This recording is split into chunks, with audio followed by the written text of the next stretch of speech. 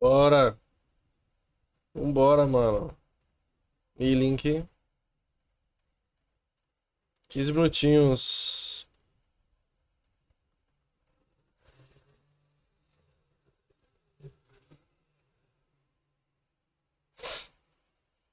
Acordei só pra isso.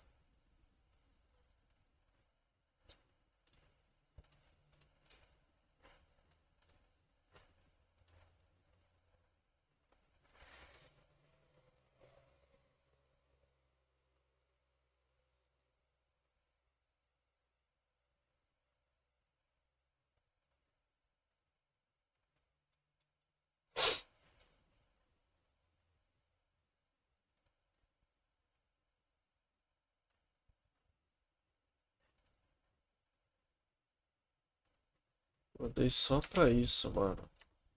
Nem almocei ainda.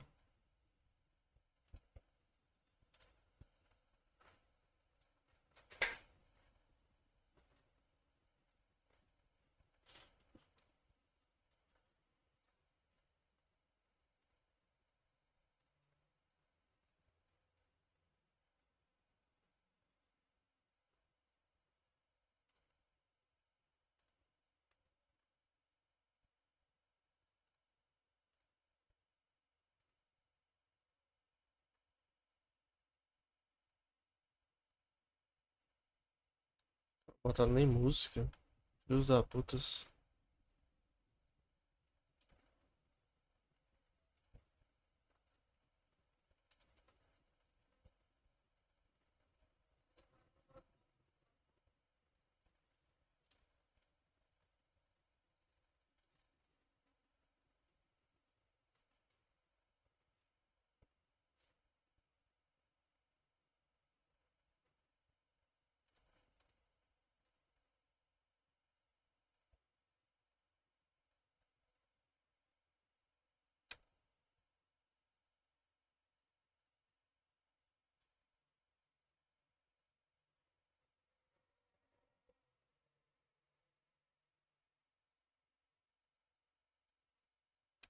Comecei a aprender japonês? Ué, sério?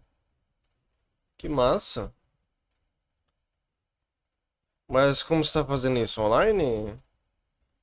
Ou tem algum curso específico pra isso? Na faculdade ou etc? Algo do tipo?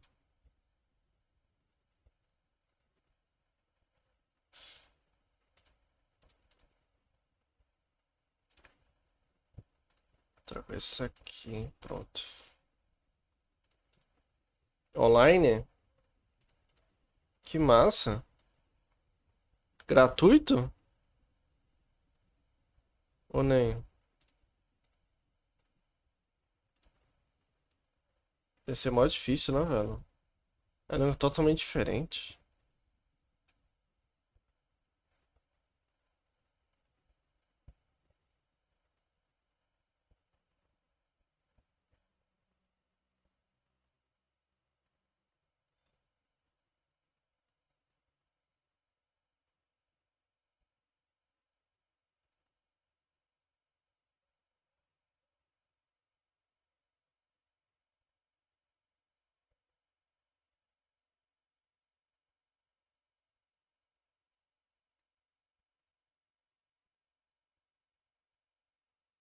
Tentando aprender sozinho é rajada.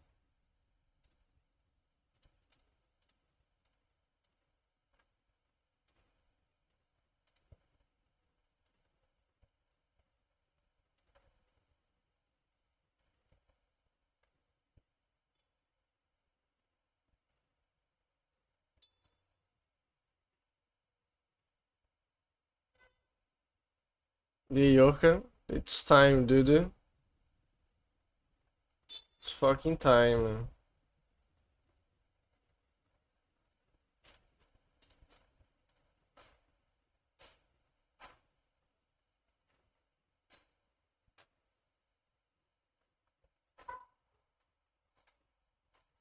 Hello, hello, Science Avenger. Hi.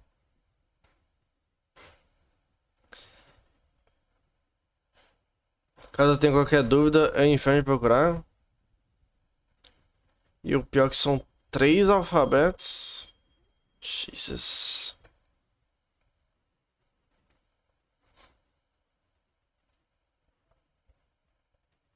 Aí é triste.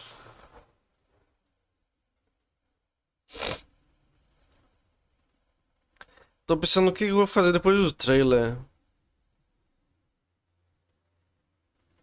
Dá pra continuar a stream.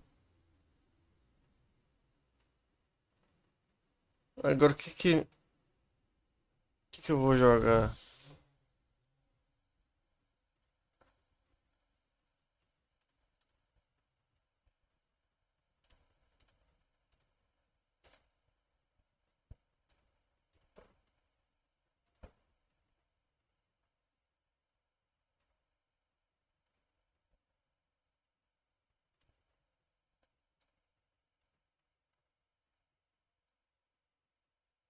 Bom, não almocei ainda, né? Vou ter que parar pra almoçar.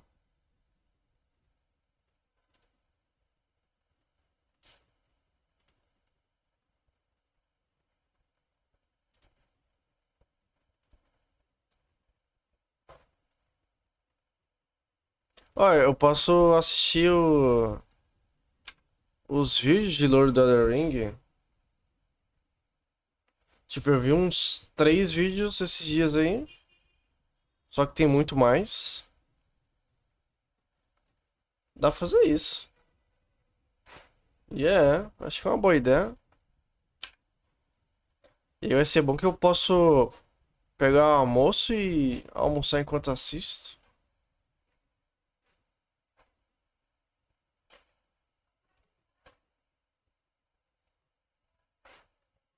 E aí, enquanto isso, eu penso em o que eu vou jogar.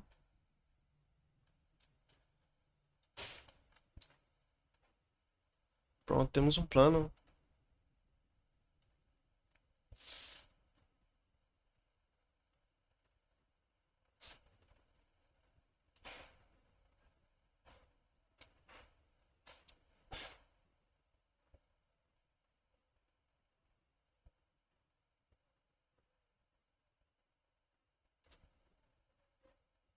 E aí, Matheus?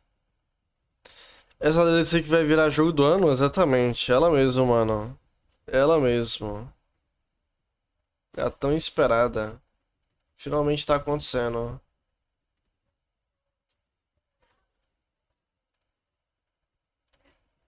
Está acontecendo, mano. E aí, Henrique, bom dia. Nova categoria, melhor DLC do ano. Yep. Vamos criar uma nova categoria.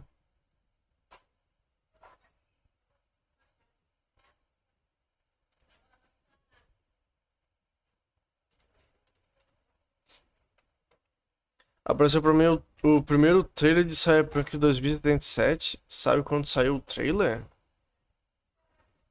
O primeiro trailer do Cyber? Ah, não sei. 2018 eu chuto? 2013? 2013?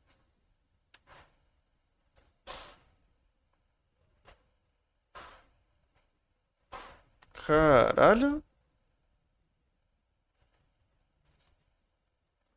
Quase eu chutei. Cadê o bingo? Tá, vamos lá. Bingo do Rain DLC. Vamos pensar.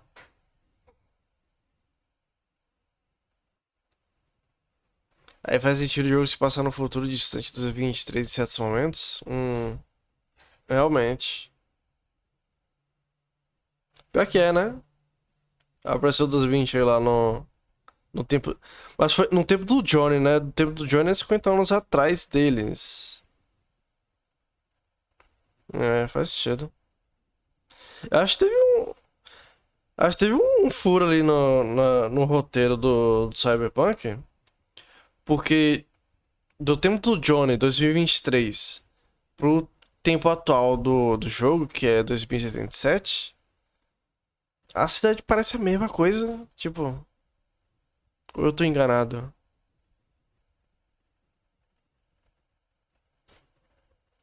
Ok, Elden Ring DLC Shadow of the Earth Tree Bingo. E aí, Lucas Nery, bom dia, mano. Um player extra pro co-op?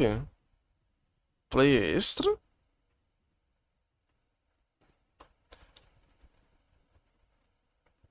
Hum. Mas o co-op nem funciona direito?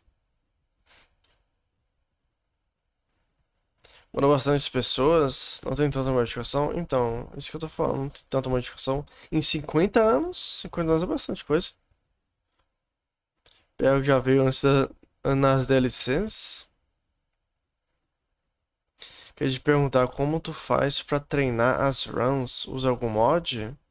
Pra treinar as runs, eu uso alguns programas. Tipo o Save Organizer, que é um programinha pra você criar criar suas criar seus saves onde você quer. Você dropa um item, isso faz com que o jogo salve, e aí com isso você aperta o botão lá no Save Organizer e vai criar um saver. E aí com esse save você vai criar vários saves de onde você quer treinar. Cada boss, cada, cada parte da run que você quer memorizar. Esse é o primeiro passo. E o mais importante.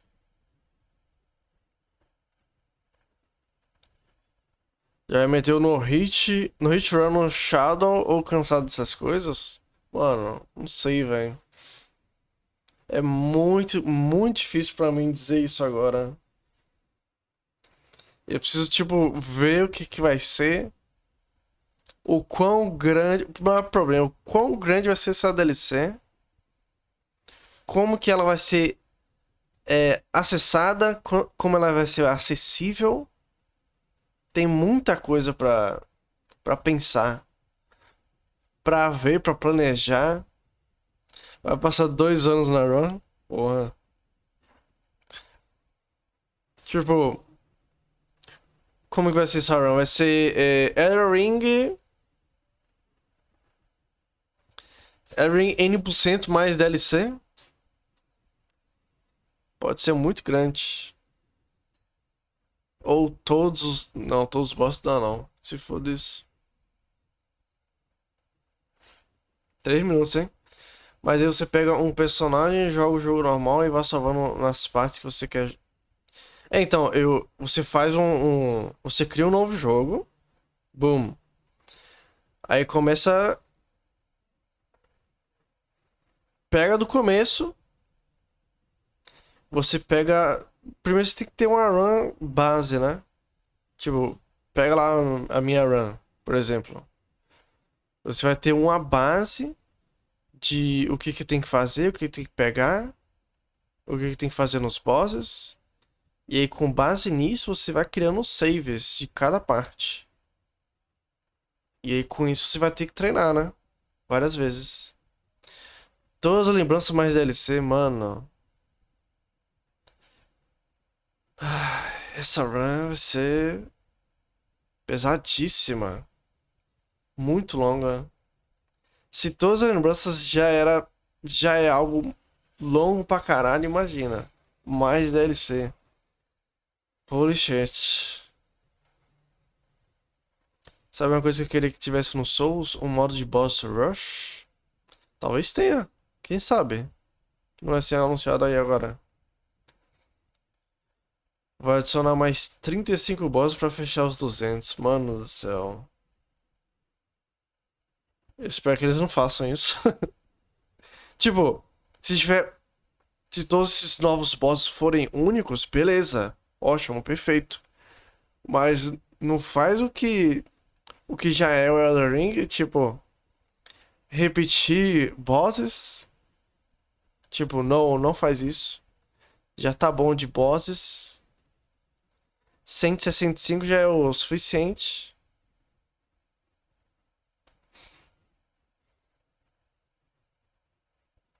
Eu tenho muita fé na From Software. Amo ela demais e nunca me decepcionarei com ela. Desde Dark Souls 2. Caramba, é um verdadeiro fã, hã? 40 segundos, guys. Let's be ready. Let's be ready. It's time. Oh my god, it's fucking time.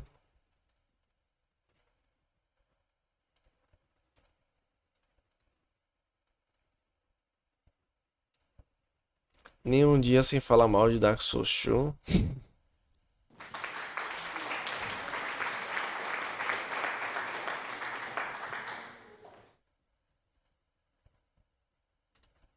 Chegou a hora. Chegou a hora.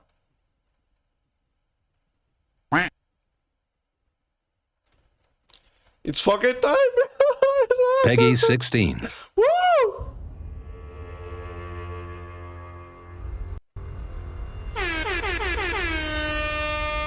Melina. Pure and radiant, he wields love to shrive clean the hearts of men. Aí, mano, There is nothing more terrifying. Miquela.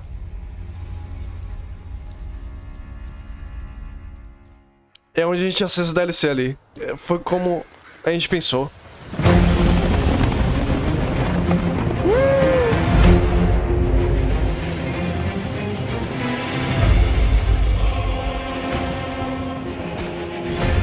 E lá?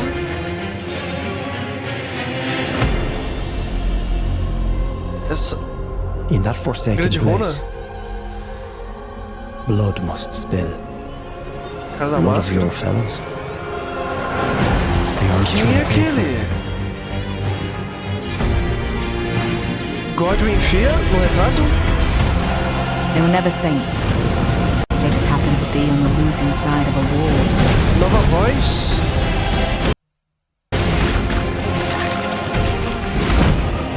De quem é aquela voz? É nova.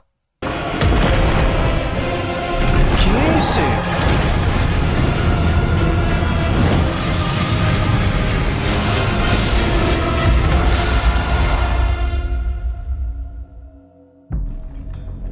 Mother, wouldst thou truly lordship sanction Mãe? one so bereft of light? Olho de serpente? Tem.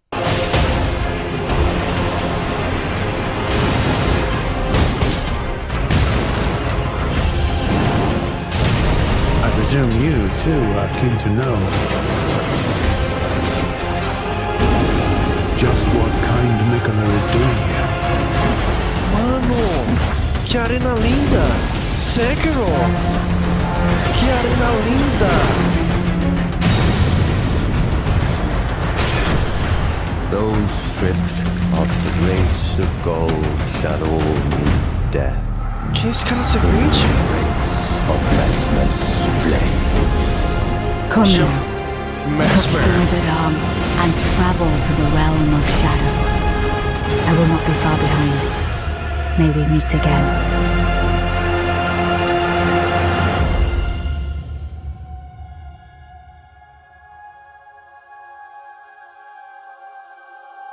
Miquela?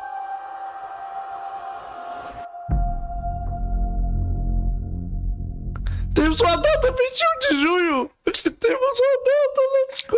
21 de junho! Oh my god! Temos uma data, boys! Oh my god, temos uma data!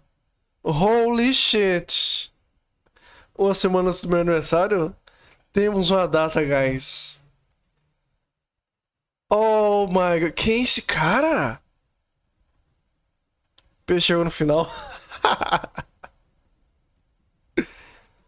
Mano do céu, oh my god!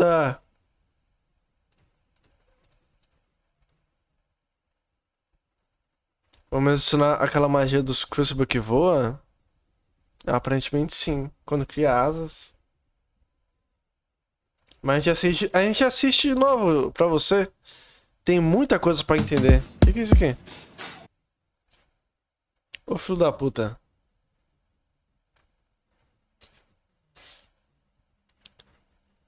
Tem muita coisa pra entender aqui. Peggy 16. E a build dos chutes. Vamos entender aqui. Quem que é? Pure and radiant, he wields love to shrive clean Puro e radiante, empunha amor para limpar o coração das pessoas por meio da confissão. the hearts of men.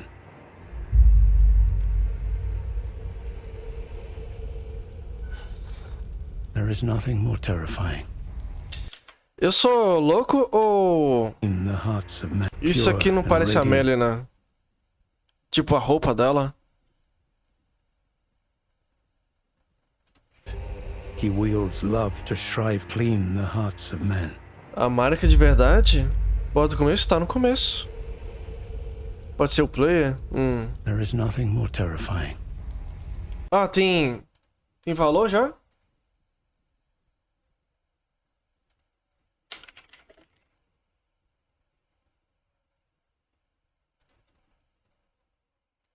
Tem uns valores comerciais?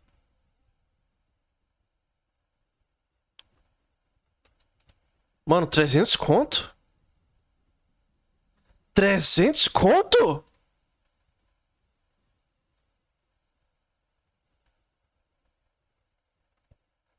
Não, isso aqui é com o jogo. É jogo com a DLC. Cadê só a DLC?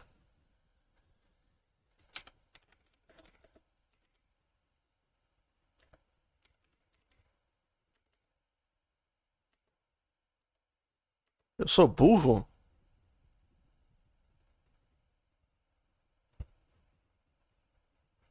E aí, Alisson? 155? Faz as contas? Eu sou ruim de conta, porra. Ó, o jogo é 230. Elden Ring Shadow of the Earth Tree Edition fica 309.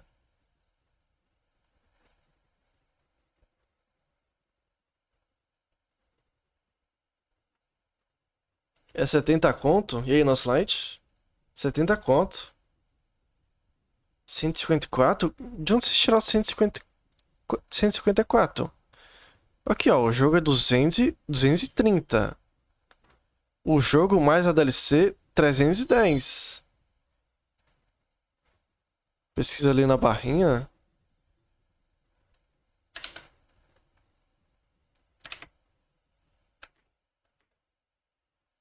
Oh, fuck. 154,90. Eles têm razão. Eles têm razão. 150? Cara, humilde, humilde. Ah, cara, humilde, velho. Eu esperava isso mesmo. Por volta de 200 conto.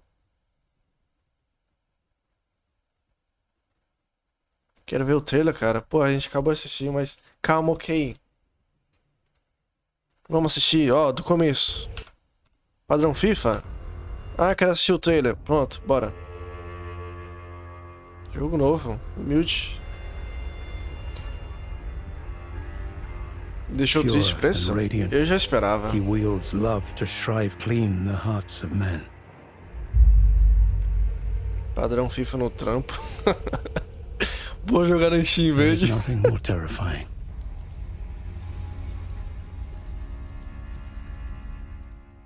Eu já esperava, hein? Tô vendo o trailer da mania lá.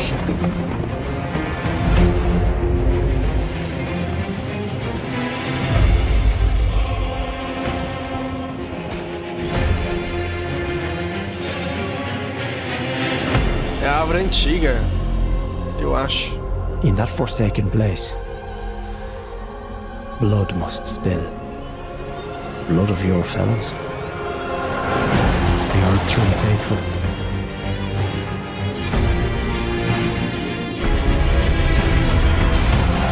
They were never saints. They just happened to be on the losing side of a war. O cara foi chupado, velho.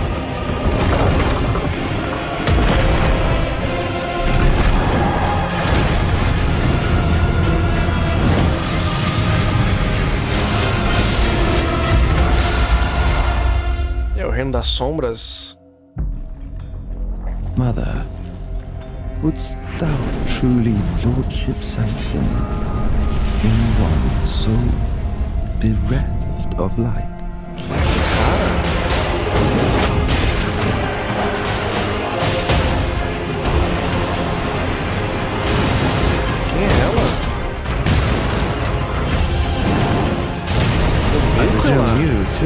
seem to know just what kind Mikola is doing here.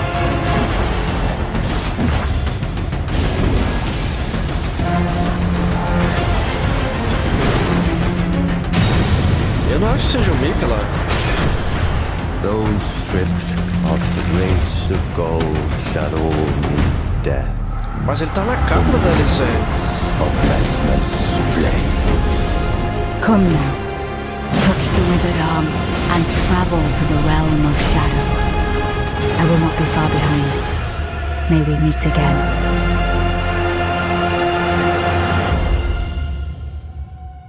É, o Mika ele já foi tocado pela Rot.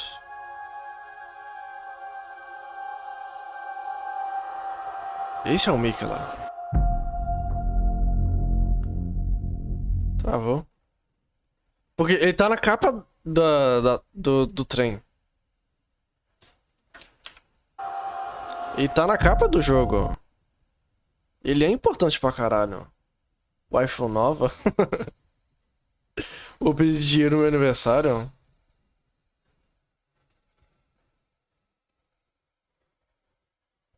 Acabou que quem comprar por 300 vai estar no desconto bom. É realmente, mano.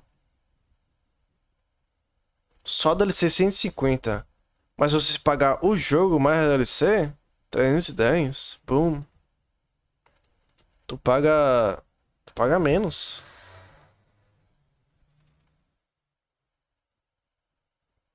Eu fico triste pelo fato de não ter nem zerado ainda por falta de ânimo. Ué, Matheus, porra. Abre aí agora, Elden Ring. E jogue, mano. Que é isso?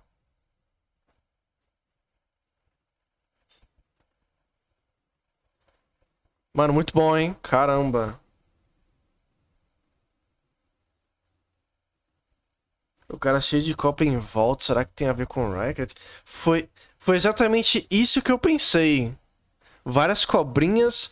O olho dele é de serpente. Tem alguma coisa com o Racket, doido? Meu chefe chegou aqui, né? Aí ele me chamou. Aí falei, irmão, tá vendo que tô extremamente ocupado? É caso de vida ou morte, não me atrapalhe, ok? Por faves. Caso de vida ou morte, velho. Não atrapalha aí o chefe do peixe. Olho da loucura do Frenzy?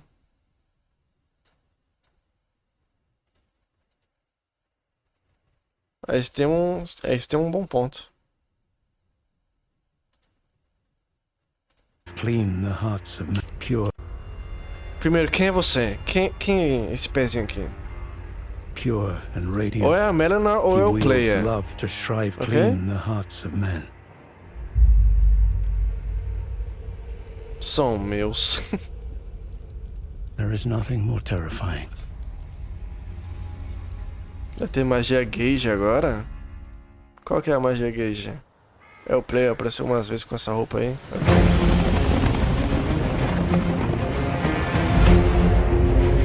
A rosa? A mão seria entrada da DLC, pois é. Todo mundo falou disso. Até eu falei. In that forsaken place, blood must spill. O cara da massa se fudeu dele. Quem é você? Quem é esse cara aqui? Onde estamos? Yes. Blood must spill. Estamos na área do... Na área do Mog. Lord of Blood. Esse otário aí vai ser facinho de matar. E olha lá. Especulações da DLC. Eu tô achando a ambientação muito bonita mesmo. Parece uma das escolas de magia. A decoração remete ao efeito de som. Deve ter... Oh! Santa Trina. É mesmo? É a Academia de Raya Lucaria pela estética? Né? Será? A Santa Trina tem alguma coisa a ver com a academia? A lot of your Look at that.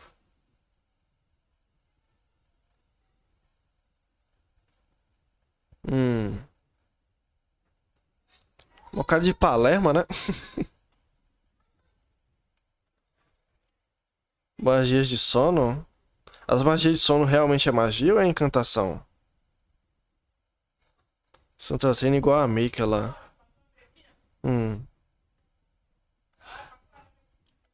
fellows. Cara de bocó? Que é isso aqui? Pântano. Não. Voltamos aos pântanos, né? Miyazaki ama pântano. É um pântano misturado com rot, essa merda aqui. Tá meio laranja. Tinha que ter a porra de um pântano. Tinha que ter, né, velho? Isso aqui definitivamente é um pântano. Mas dá pra usar o cavalo? Parece Frenzy. O cara tá na capa, parece ser meio fogo também. Truly faithful.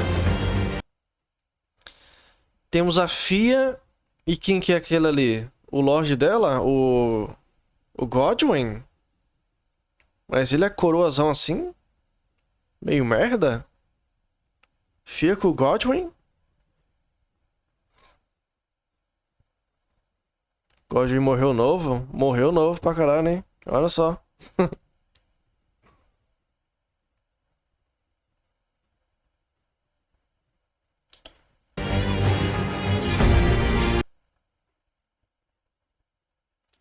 Catacumbas. A nova catacumba. O Godwin é bonito pra caralho, segundo a Lore. Não... Então aquele ali não é o Godwin. Se bem que ele tá velhão, né? Quem é bonito velho? Ninguém. Me admira não ter mostrado nenhum dragão. Realmente, não tem dragão. Ué. Esse pote aí é pra guardar morto? Vários potes. Estamos num cemitério? E agora? Existe um mundo onde isso aqui seria a mansão vulcânica? Vai ter mais DLC? Vai. O Brad Pitt é velho e bonito? Isso lembra mansão? Por isso que eu falei da mansão. E algo relacionado com o Rykert. Iron Keep. Parece subterrâneo. Tem algumas dungeons assim também. Nessa aparência. Buscando subterrâneo e é... Tem algumas catacumbas que parecem exatamente assim. Vanessa, tá mais tarde. Valeu, Henrique. Até mais tarde, mano. They were never saints. Tô no meio da rua, ok? Bom dia pra vocês. Eles nunca foram santos. O que é isso aqui?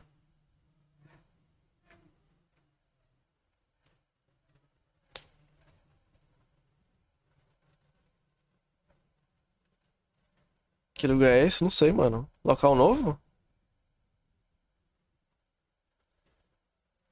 Seria a capital antiga?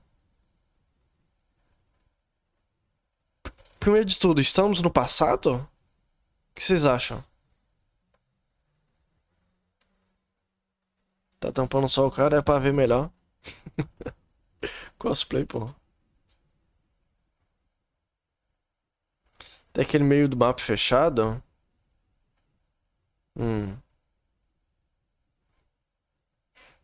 Parece mais que uma dimensão dos sonhos. Seria tipo Dark Souls 2, você entra em uma memória. E aí, Nitro? Finalmente o dia chegou, mano. Estamos aqui tentando pescar alguma coisa do trailer. Quem já assistiu já? Tipo um mundo espiritual. Eu acho que faz mais sentido como se fosse uma memória. Cartão de crédito já tá na mão. O que você acha do valor? 150 conto. Já esperava? Eu já esperava. Elden já é Dark Souls 2. Não duvido. Tô vendo aí, chega maravilha. Me fez lembrar da loura e maluco Dark Souls 2 que volta no tempo e sei lá o quê. Mas no Dark Souls 2 você volta no tempo. Você vive memórias. Então é como se você voltasse no tempo. Tá ótimo preço? Que é esse aqui? Novo gigante? Novo Fire Giant. Dead G. Oh não. Tem DLC custando R$ 350 ou 300. Realmente. Acho que o preço não tá tão ruim não. Eu esperava em volta de 200. Mas não mais que 200. E bom, tá isso. 150. Tá humilde. Esse é o todo distorcido? Parece que estamos em volta da época da Runa da Morte. Just happened to be on the losing side of a war. Eles estavam no lado perdedor da guerra.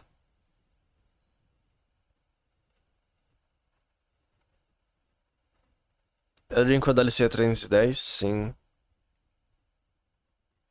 A gente tava comentando sobre isso, que novos players vão pagar menos. No caso, a DLC inteira só. Porque o jogo base... Cadê?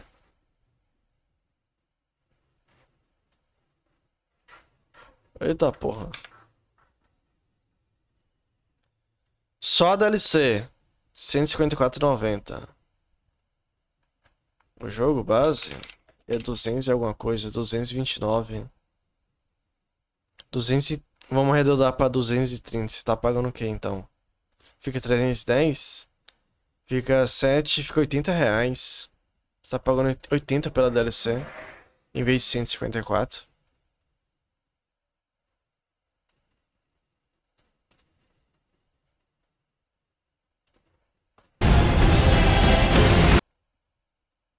O cara foi chupado aqui. Mano, cobra. Cobra. Cobra Rycat. A TNDC Premium tá que é 195. DLC Premium, motherfucker.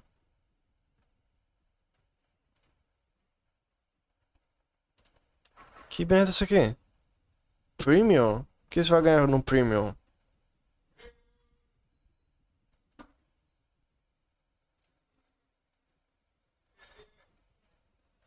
Pera, que imagem é essa aqui? Olha só. Isso apareceu no trailer? O que tá acontecendo aqui?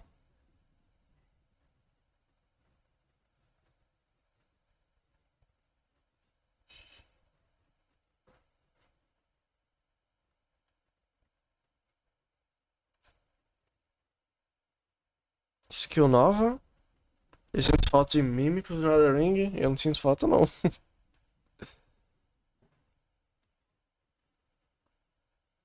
personagem vai sair voando e foda-se. Tomou IK dos basiliscos. É o Griffiths aqui? Tô brincando. O Elmo meio que pareceu.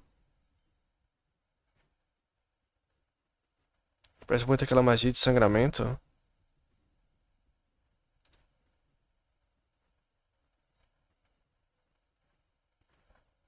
Tem um coroa aqui.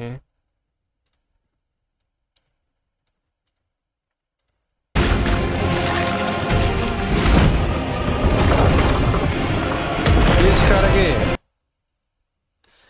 Mano, de cara isso aqui me lembrou o... Oralu.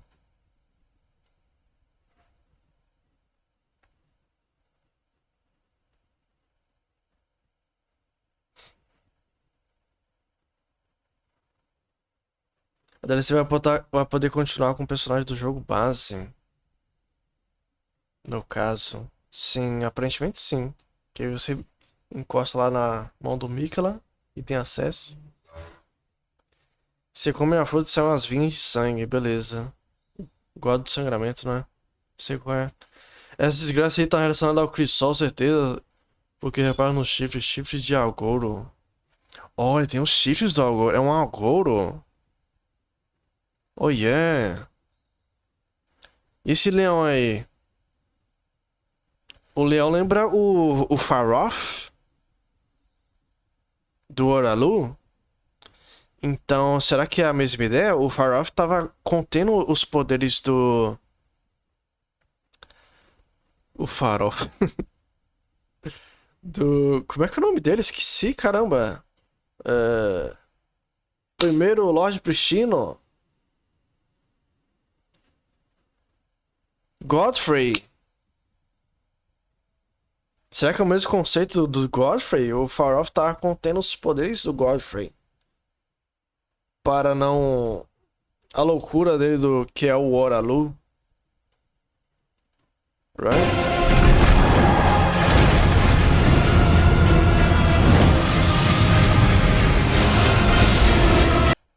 Ele tem magia de raio.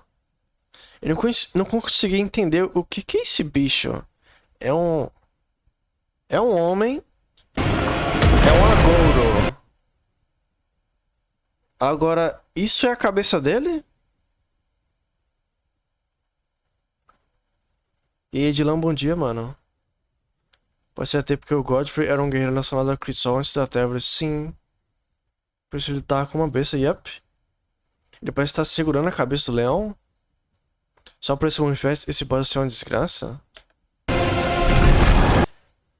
Olha só.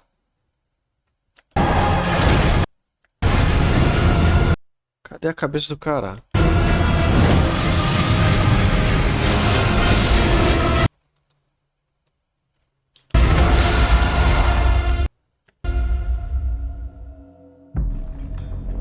Mother. Ok. Esse cara. Mãe. Ele tá falando com a Marika. Isso aqui é o Mikla mesmo? No fucking way. E se for um personagem novo? Um filho do Raikat? Existe um mundo pra isso? Não, né?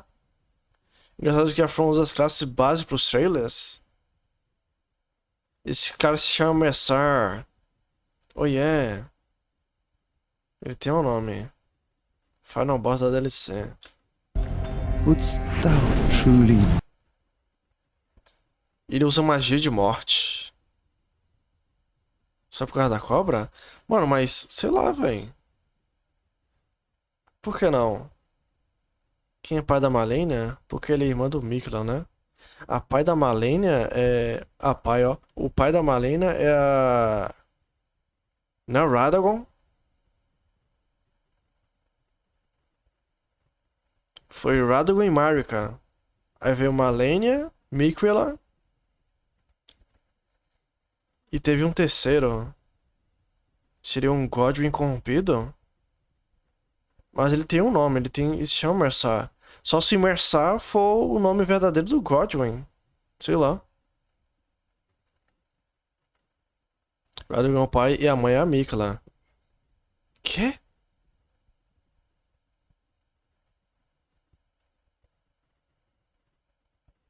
Não, não é possível, pô.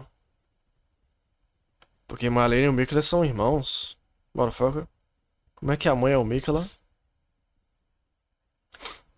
lordship sanction? Ele usa magia de frenzy. Miquella não é homem? É homem. O Nitro aí viajou pra caralho, porra.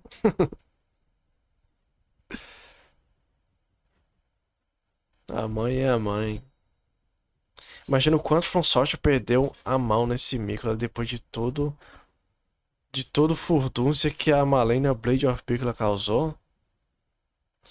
Mano, esse é o Miquella... Não é o Miquella. E essa arma aí?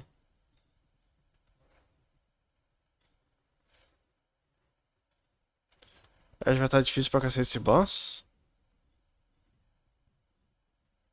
Tipo, o Mikla foi mostrado no final.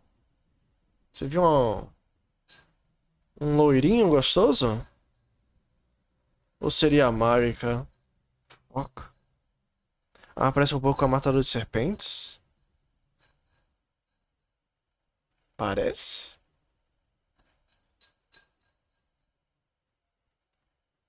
Sei não, my brother. O que seria isso aqui? Uma asa? Ou é do cenário? Ela não é preta e dourada. Ela é preta cinza. A única pessoa loira que aparece no final? Sim, também acho. E tipo a serpente alada. Caramba, olha esse boss, velho. Que foda.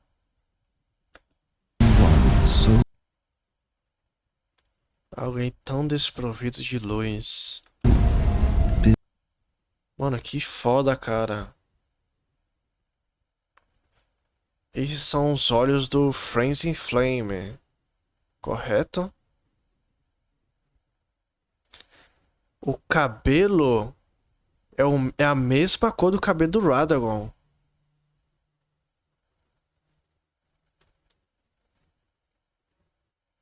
Cabelos vermelhos. Esse cara chama Messor, tem na Fury que vende com o DLC Edition. Yep. É a mesma cor de cabelo do Radagon. Que é a mesma cor do cabelo da Malenia. Yep. Hum.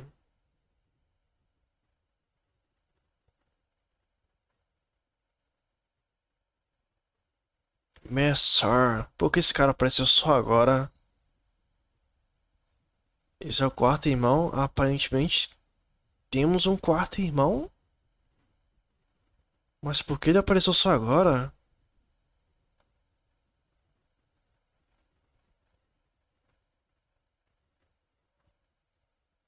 Começa com M também.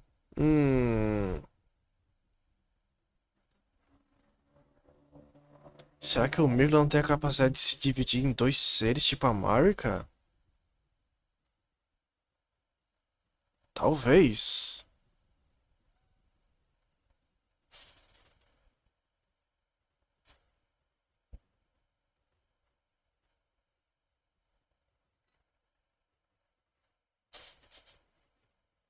Who is this guy? The rest of light.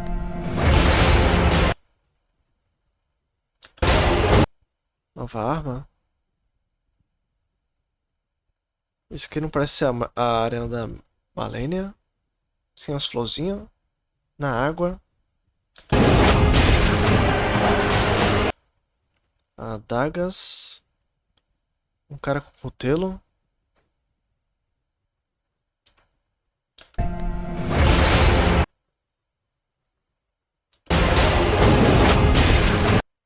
Legal essa Double Dagger aí. Interessante. E ela é de fogo. Throwing Knives. E também usa muitas piromancias que remetem aos gigantes. Yeah.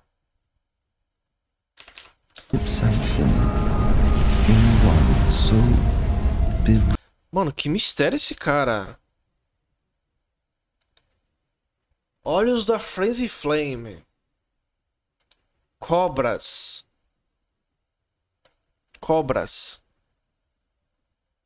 Usa fogo. Cabelo do Radagon.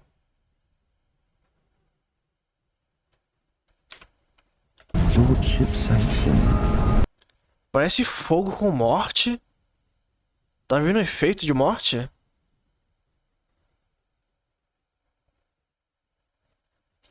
Fucking hell. As asinhas no fundo. In one soul bereft of light. Desprovido de luz.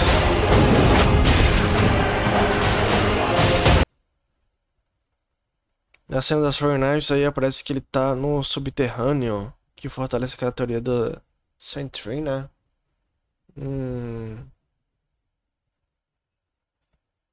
Esse inimigo aí é um fantasma? Parece ser. Efeito de morte novamente. Olha a weapon que a gente vai ganhar da lembrança dele. Aquela arma que ele tá usando, né? Parece uma lança.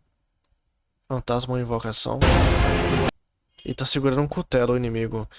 Quem é essa moça? Ruichi. Borboletas azuis. Borboletas azuis.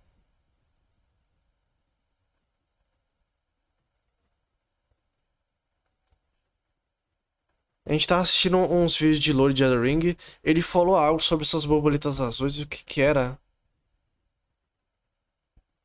Tipo... Ah, borboleta azul remete ao Mika lá. E aí, lembrei. Ou era Santrina? É um dos dois.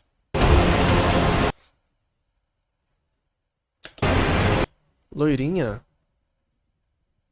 Massagem tântrica. O que está... Porra, PG. Porra.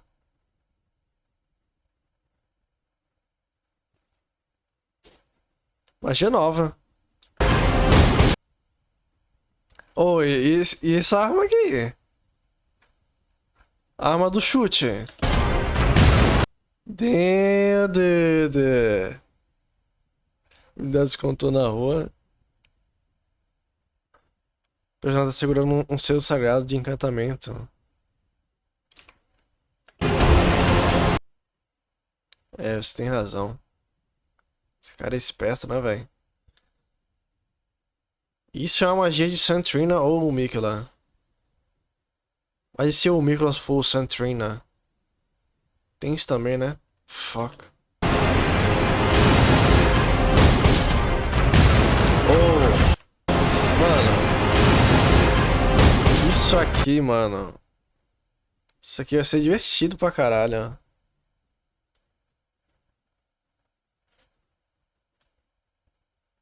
A do Shield deve ser uma cinza? Ai, não faz isso não. Uma cinza de guerra? Não, tem que ser equipamento isso aqui, mano. Tem que ser nova arma. Elden Ring só no chute. Elden Ring só no chute. Só bora. Novo consumível? Uma bolona de fogo?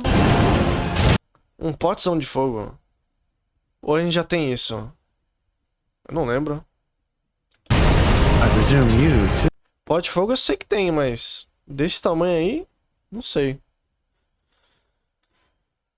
are keen to know. Crossbow, não gosto de crossbow. O que ele tá tirando? Ô porra. Por que fez isso? Ô caralho.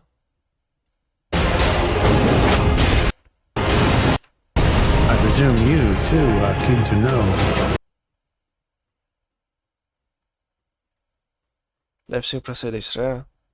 Os gigantes da área de neve jogam postes grandes de dano mágico. Quantas flechas esse crossbow atira? I presume you too are keen Olha to isso. know. Tá porra. Just Vai de novo. O cara do leão. what kind to make a Mano, olha essa arena, cara. Que lembra exatamente Sekiro.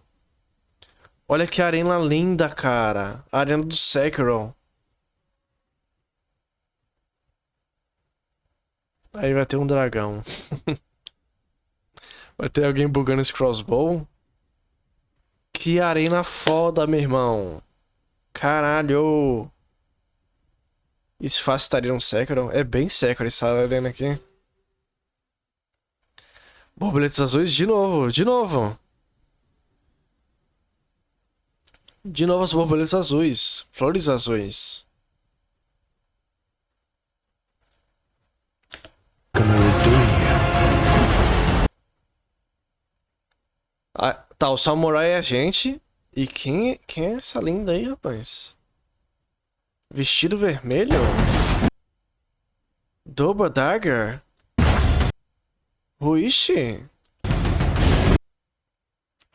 Find Mikano is doing here. Dançarino do Vale Boreal. Porra, catando Dark Souls 3, velho. Ah! Porra! Peggy 16.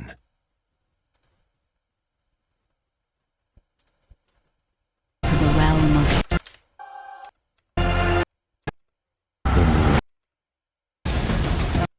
Nossa, muito. Ruishi, mano.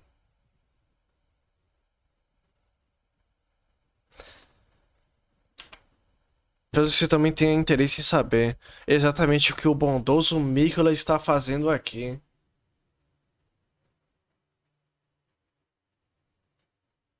Então chama ela de dançarina do Vale do Silício. O bondoso Mikula está fazendo aqui.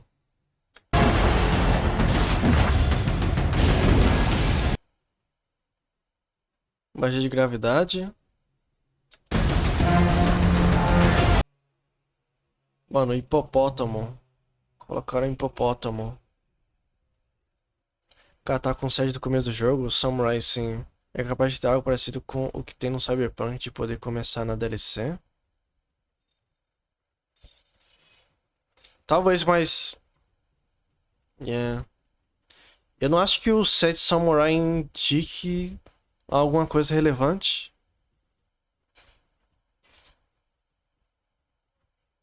Eu não acho que seja...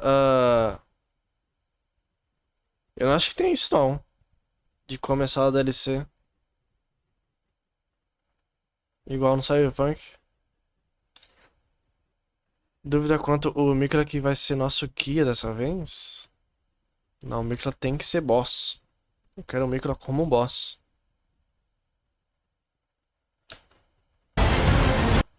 Hipopótamo. Bocudo.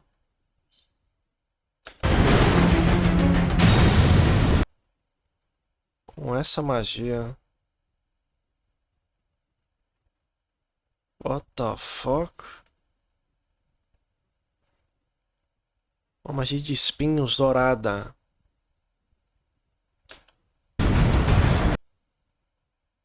Onde estamos aqui?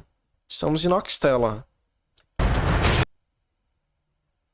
Um esqueleto. Agora que tu viu na Steam foi outro bicho que tava fazendo essa magia.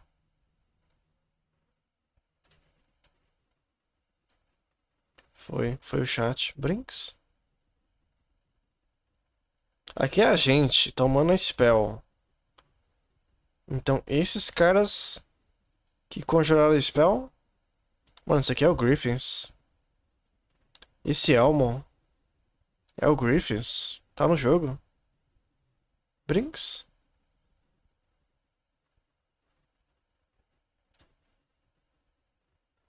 Mano, pântano. Pântano! Pântano! Miyazaki não aguento. Mano, não aguento mais pântano, filho da puta. Por que sempre pântano, cara? Qual que é o seu problema?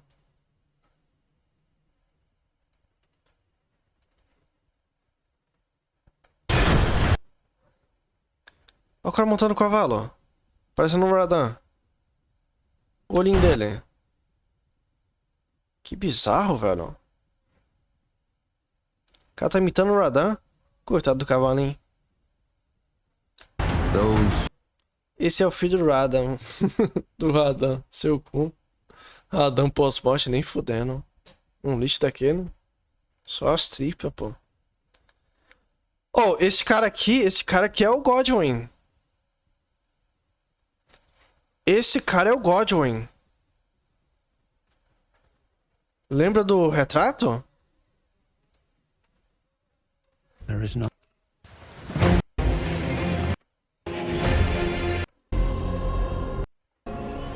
Forsaken place. Onde apareceu o retrato? Blood must spill. Aqui. É o Godwin, yeah. Confirmado. Godwin. Ele tem uma runa no peito? Não, parece só ser um esqueleto. Mas pode tomar a forma da runa dele, né? O esqueleto. Coitado, tá só a capa do Batman. Só a bosta. Só o ossinho. Todos aqueles despojados da graça do ouro encontrarão a morte. Então todos abençoados pela a graça do ouro. Todos os Empyreans, que eles chamam. Esse negócio ele tá tirando da cabeça dele? A grande runa?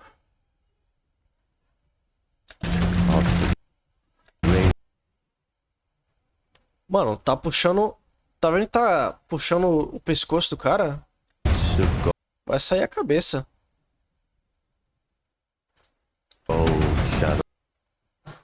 Ó, voltamos nele. Ele é a atração principal. Death. Mesmere. Mesmere.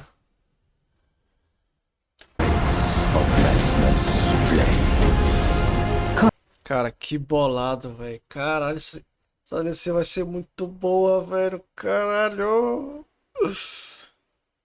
Que bolado, velho.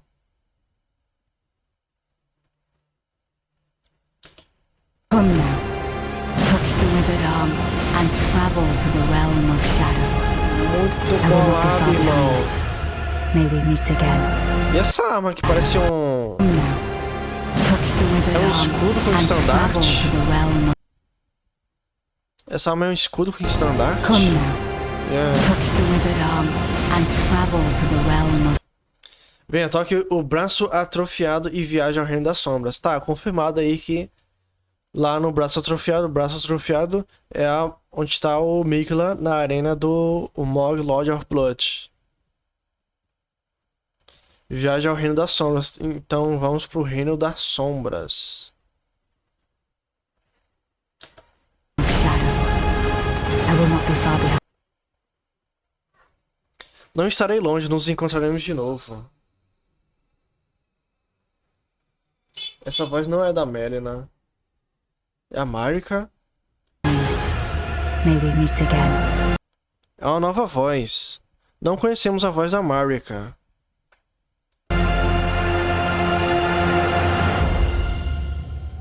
Seria a voz da Marika?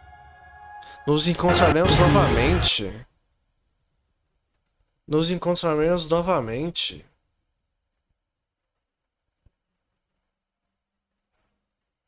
Bom, tecnicamente a gente encontrou a Marika, que é o último boss.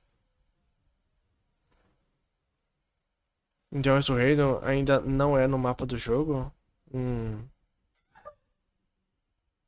É uma área totalmente nova, ok. Não vamos pro passado, não vamos pro futuro. É uma área totalmente nova. Right?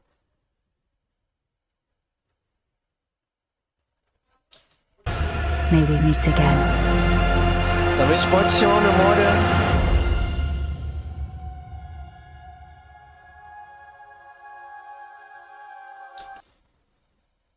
Isso aqui é o Mikla. Tá vendo o efeito de podridão? Estamos na arena da Malenia. Esse é o Mikla. Tá acontecendo alguma coisa aí.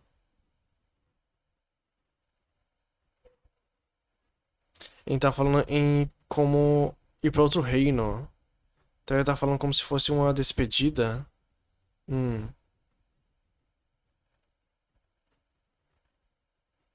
Mano, será que o nosso slide estava certo? Tipo, o Mikla vai ser consumido pela podridão e com isso ele vai se transformar de alguma forma e vai virar o Mesmere? No fucking way, right?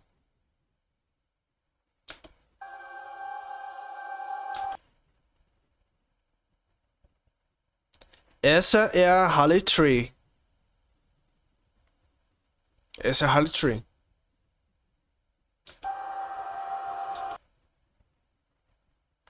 Right? Tem que ser. Já tá queimada. A Holly Tree, ela perdeu seus atributos porque não tá recebendo mais poder do Mikala. Então, essa é a aparência dela já no jogo atual. Essa aparência de queimada. Acho que é a árvore do outro reino. Mas parece Holly Tree.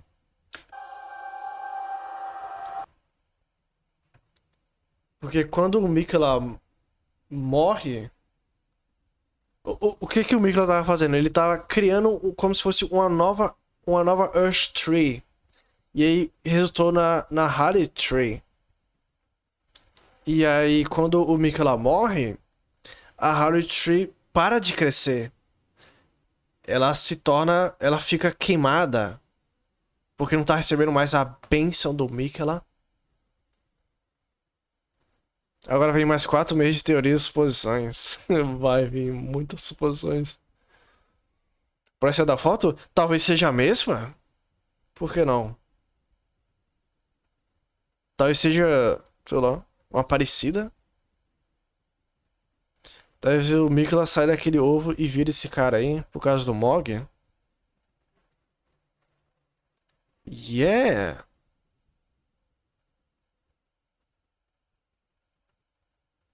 Yeah, man!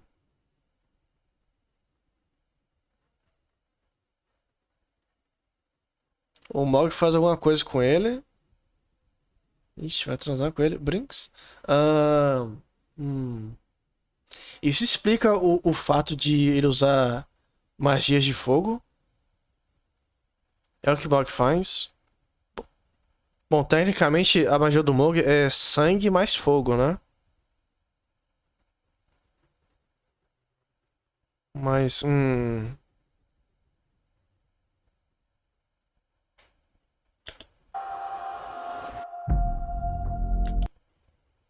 ele tem uma técnica literalmente igual à magia do Mog. Seria a fusão Mikla e Mog? Fusion, ha! Tipo Dragon Ball? Oh my god!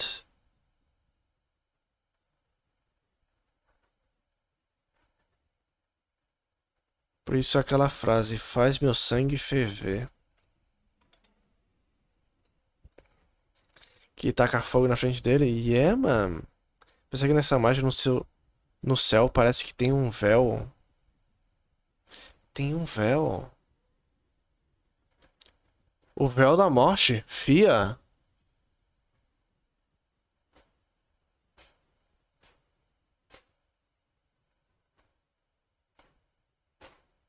Filha da puta?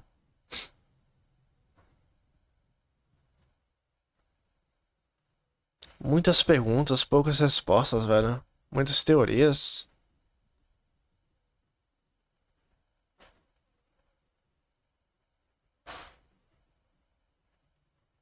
O reino da morte? O reino das sombras. Reino das sombras, reino da morte. Fia, Godwin. Eu ainda tô grilado com essa serpente aí, cara.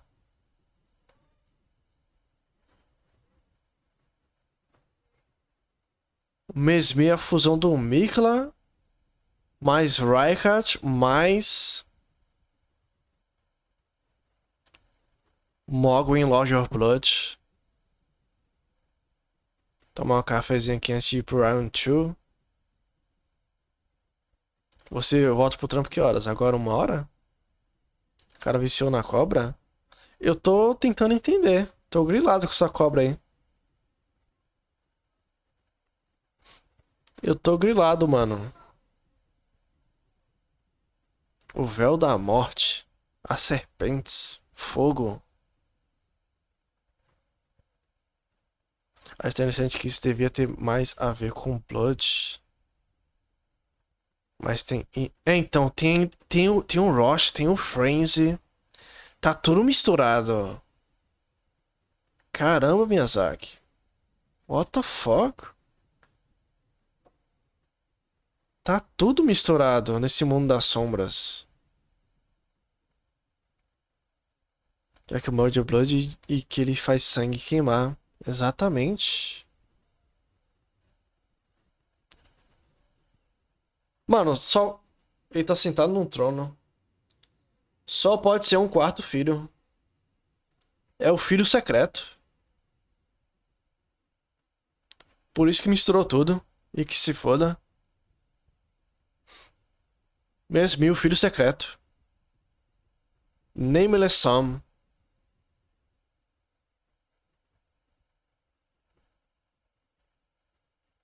Cara, que foda, velho. Que foda. Que DLC foda, meu irmão. Meu amigo. Oh my god. E aí, o que vocês acharam? 10/10? Se não falar 10/10, eu vou tomar um tiro na cara. Touch the withered arm and travel to the realm of shadow. I will not be far behind. É o filho do Adão com o cavalo. What the fuck? 9/10? Que isso, Link? Se explique agora. Por que 9? 9.62/10. Se explica agora, PG também. Só o preço meio salgado? É por causa do preço? É. 150 é triste. Mas lembra que temos a nuvem. A nuvem geralmente ela dá 10% de desconto. Mesmo em lançamentos. Então fiquem ligados. Exclamação nuvem aí. Fiquem ligados. Não comprem agora. Não comprem agora. Atenção, não comprem agora. Não comprem agora. Ok? Esperem. Normalmente a nuvem dá 10% de desconto, velho. Não sei se está disponível agora, mas vai estar disponível. Nada é perfeito. Explico, nada é perfeito. Você tem um ponto. Eu falei 9/10 se eu levasse em consideração o preço. Também. Eu achei os mobs mostrados meio fracos e o boss parece com cara de repetido, mas tá bonito.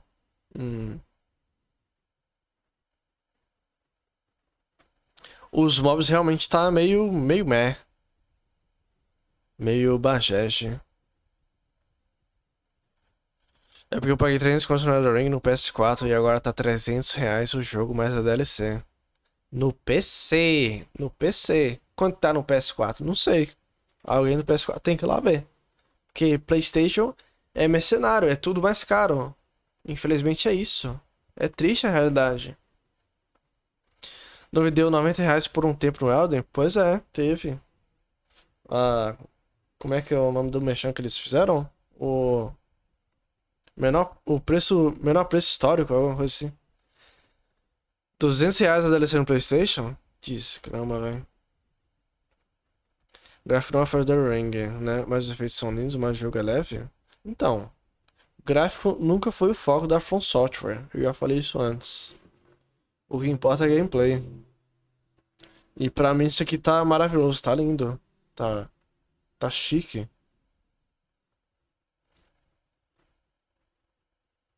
May we meet again. Talvez nos encontraremos novamente.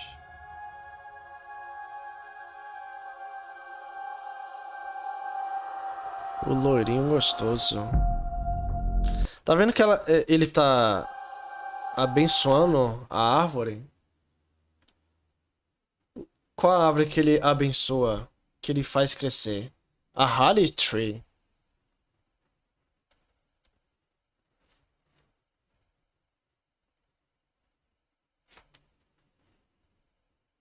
Só DLC 200 contos no PlayStation?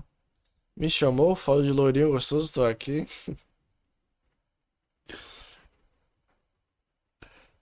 Esse é o final? Esse é o final. E tá abençoando a sua árvore, mano. A Holly Tree. Só que ela já tá em pedaços, né? Já tá se desmoronando.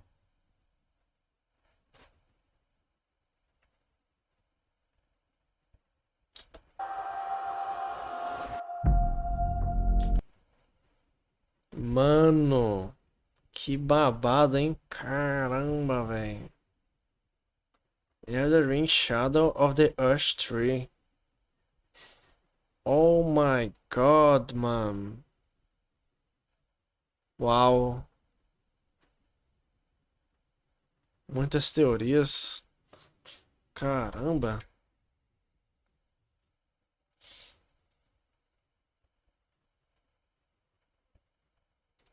Caramba, meu irmão.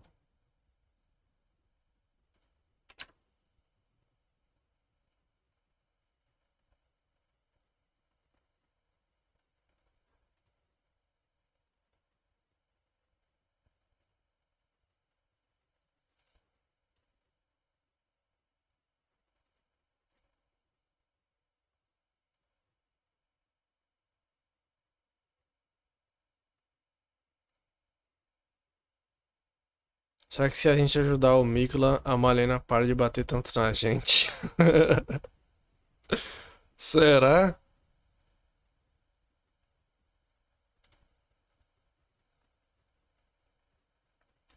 Vamos entender a lore do Elden Ring? Pra tentar pescar alguma coisa da DLC? Eu pesquei algumas coisas por causa desses vídeos, mano. Falar a verdade, eu só consegui pescar algumas coisas por causa desse vídeo. O que eu falei mesmo Our story doesn't begin. Das borboletas veio desse vídeo. Não foi eu que pensei não, mano.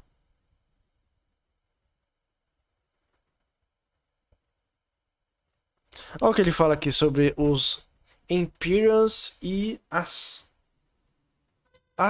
sombras. Reino das sombras. Mas aqui é outra coisa. As sombras são como se fossem protetores dos Empyreans.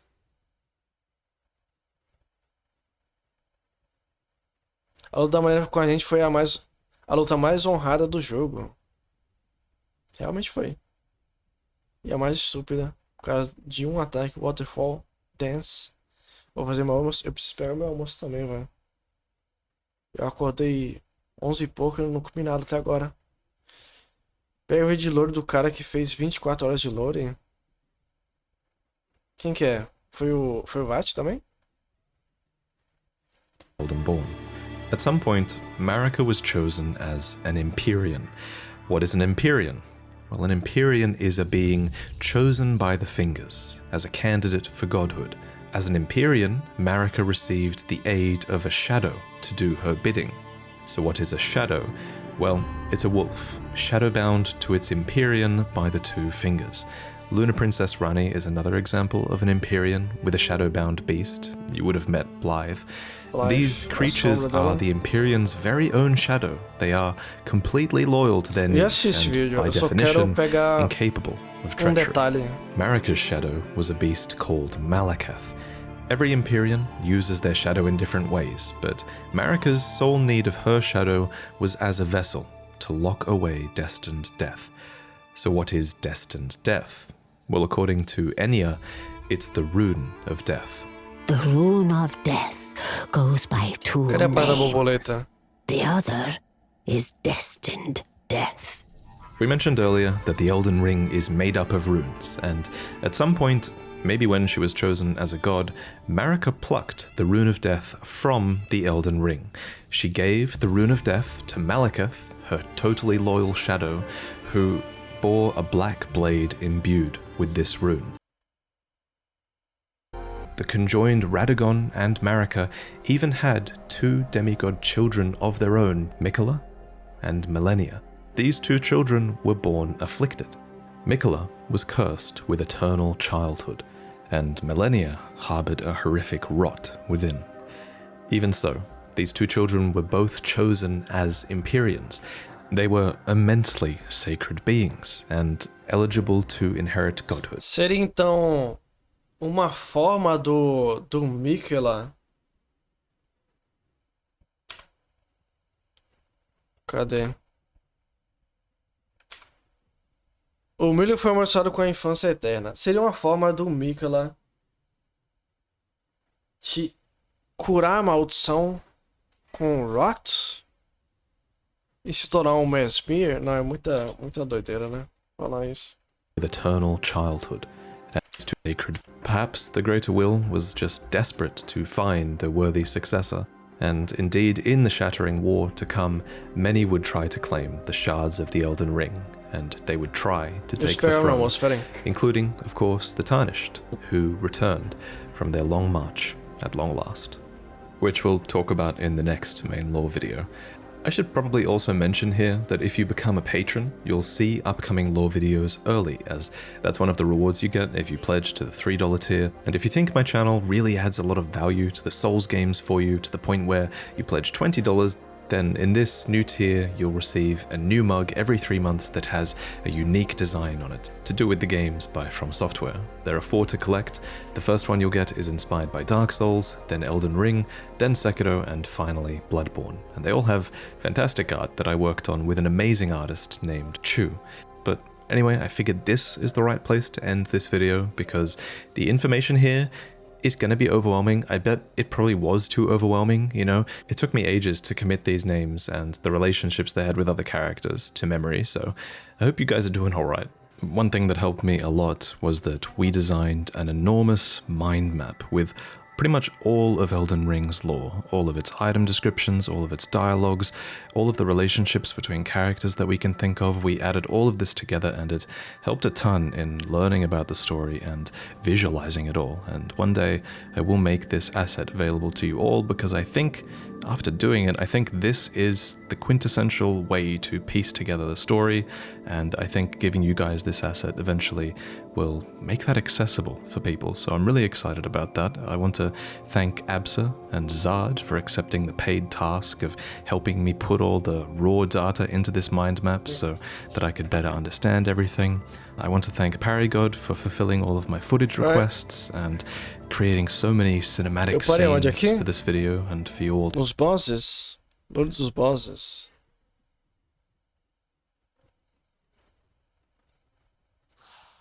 Many of Elden Ring's bosses serve Marika's Golden Order in some shape or form, whether they're loyal to it or enslaved by it.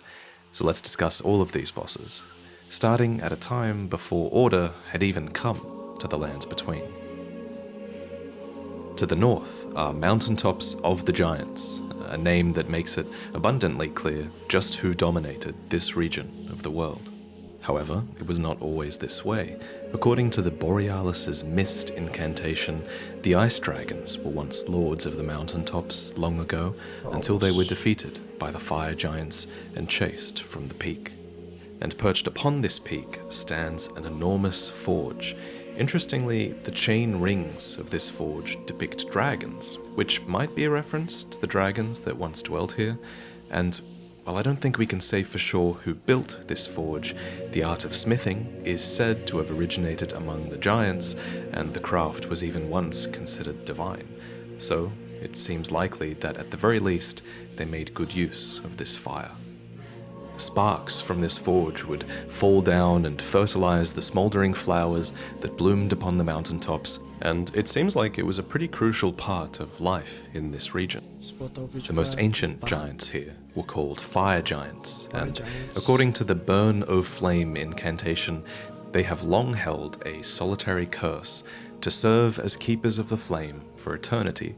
Now, traditionally in From Software games, curses are the domain of the gods, and indeed, the Fire Giants are cited to have borrowed power from one such god, who is represented here by a single large red eye. This god is called a god of the flame, and it's believed to be able to inhabit fire itself, as well as the bodies of the Fire Giants who worshipped it. The giants shared borders with the astrologers, who, according to their legendary Sword of Night and Flame, established themselves in the mountaintops and considered the Fire Giants their neighbors. The relationship here is implied to be friendly, even collaborative, maybe, as the sword does combine the power of both flame and the power of the primeval current that's glimpsed within the night sky. The sword would go on to become a treasure of the Carrion royal family, and the Carrions themselves are likely descendants of the astrologers. generations later, these carrion royals would call upon their old giant allies for aid, but we'll get to that in a moment. The fire giants also had another neighbor, with whom relations were not so amicable. Further down the mountains, just past the Forbidden Lands, roamed the Knights of Zamor. According to their armor, these long-lived warriors, clad in biting, freezing winds, are said to have been the mortal enemies of the fire giants since time immemorial. According to their weaponry, these beings were devoted to winter itself, and had weapons styled after icy winds and bodies that were cloaked in swirling ice storms. It makes good sense that such cold beings would be natural mortal enemies of the fire giants, and they commonly did challenge their larger rivals. But it seems like their true chance came when Queen Marika waged war against the fire giants, and the Knights of Zamor gladly joined her offensive. They earned great renown amongst the Order of the Erd Tree, and many ancient heroes of Zamor became hailed as heroes, as the fire giants were largely wiped from the face of the earth after this war. Now, up until now, I've resisted calling the giants evil, but the reality is that in pretty much every item description, their god is described as a fell god, and the giant's flame is a flame of ruin. And to be fair, their god doesn't seem like a super nice guy. I mean, it only really opens its eye when the fire giant boss sacrifices a leg, which is pretty metal. But I'm sort of giving them the benefit of the doubt because I think it's pretty clear who's writing the history about this fell god here. The many mentions of this god as evil clearly come about because fire itself was just this extremely taboo topic during Marika's Age of the Erd Tree.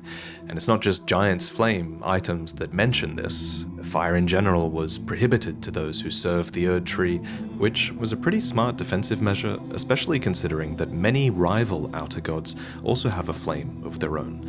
The Formless Mother has Blood Flame, the Three Fingers have Frenzied Flame, the outer god of death has Ghost Flame, but Giant's Flame in particular was capable of burning the Erd Tree, and that is a fact that clearly inspired the inevitable war with the giants.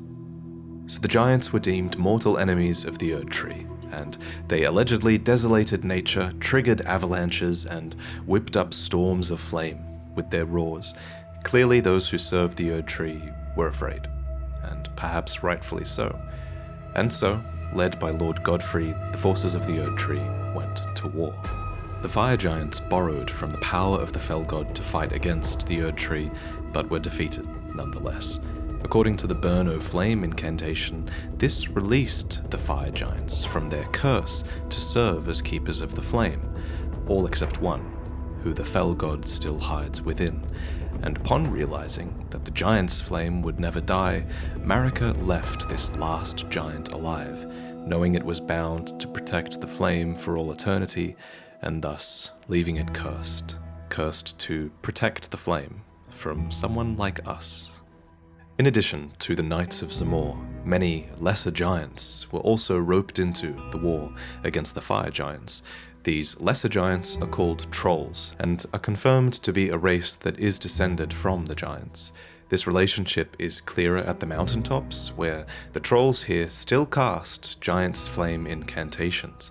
Troll hammers were even once used as ancient ceremonial smithing tools. Thus it seems evident that the trolls and the fire giants coexisted for a time, and then fell further and further apart. Because while some trolls are assumedly still fire giants at heart, many now are not. In fact, at the heart of most trolls is nothing. There's this suspicious hollow here, almost as if something has been ripped out of their torso. And when you consider what's upon the torso of the last remaining fire giant, the truth becomes pretty clear, right? Every single troll is now missing that giant eye of their outer god. Oh, and yeah, if you manage to look é verdade. really closely here at a troll, we realize that in its place is this strange stone tablet that is held in place Nossa, by não tinha percebido what isso não. look like roots. As pointed out by Quelaag, Quelaag? these rooted tablets are very reminiscent of the rooted shackles that Oh, were fuck. created to bind the Omen twins, Mohg and Morgoth.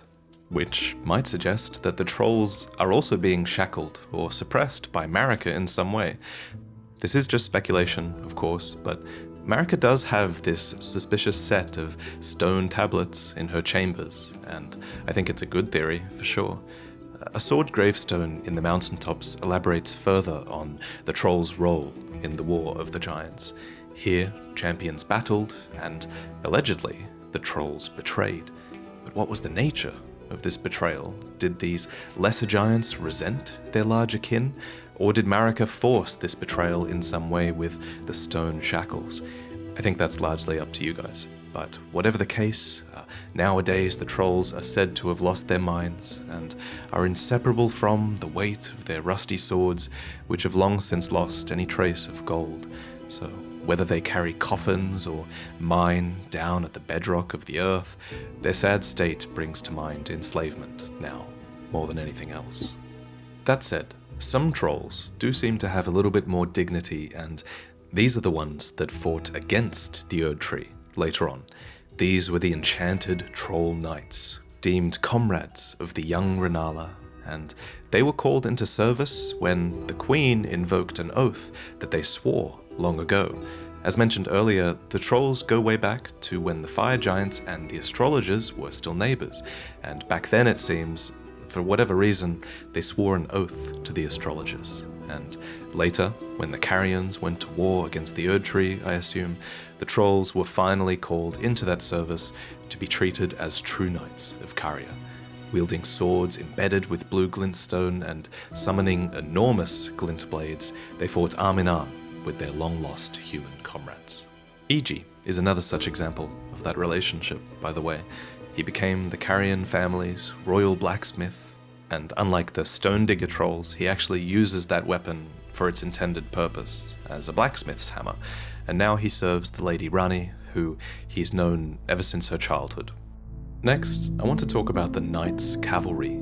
These recurring bosses wander the dim roads at night, and were once led by the Fell Omen. Now, this description specifically references Margit's title as the Fell Omen, not Morgoth's title as the Omen King, and I think this is important because Margit represents this undercover extension of Morgoth, who scouts further out in the world and takes out champions who approach all the way from Stormvale Castle.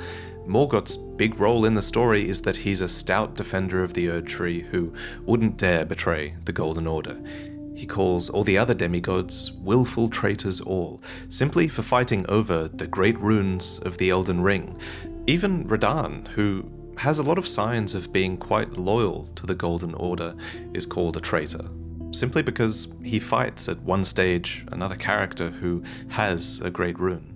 You can even see Morgoth in one of these opening cutscene cinematics leaping onto what looks like Radahn, and managing to even get an attack off on one of the mightiest of the demigods. Actually, a channel named Smotown has a really good little video discussing whether this is indeed Radahn, and I'd highly recommend you go and check that out.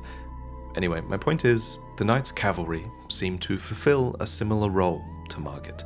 According to their armor, they were deliverers of death for great warriors, knights, and champions. Simple as that. No motive is listed, except that they have a reputation for taking out the greatest warriors of the world. And that makes sense that that would be their aim, because only the strongest can acquire 2 great runes and approach the Erd Tree, so it's almost as if strength itself must be stifled so that Morgoth's failing order might be maintained. As for why Margit defends Stormvale, I like to think that he's fighting here because he recognizes that Godric is the weakest of the demigods who yet remains, so he's bolstering his strength in that sense and trying to maintain this unsteady stalemate. Having a strong defense is essentially the guiding principle of those who serve the Erd Tree, especially as you get closer to the capital. There are numerous examples of this. The soldiers of Leyndell fight their battles defensively. The Knights of Leyndell always put their shield before the sword, and Leyndell itself, the city, is built to withstand siege, with layers and layers of defensive measures built in.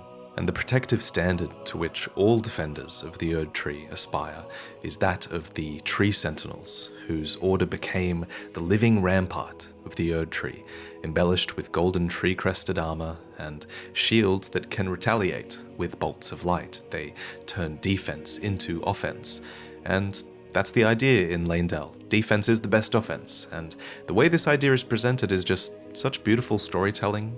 So many characters in other areas of the Lands Between long to return to the blessed land of the Erd Tree, and even for you it's this goal that looms over you the entire game. So the path is designed to repel everyone getting close. You know, the highway through Liurnia has fallen apart, so you need to take this secret, waterlogged route up through the mountain.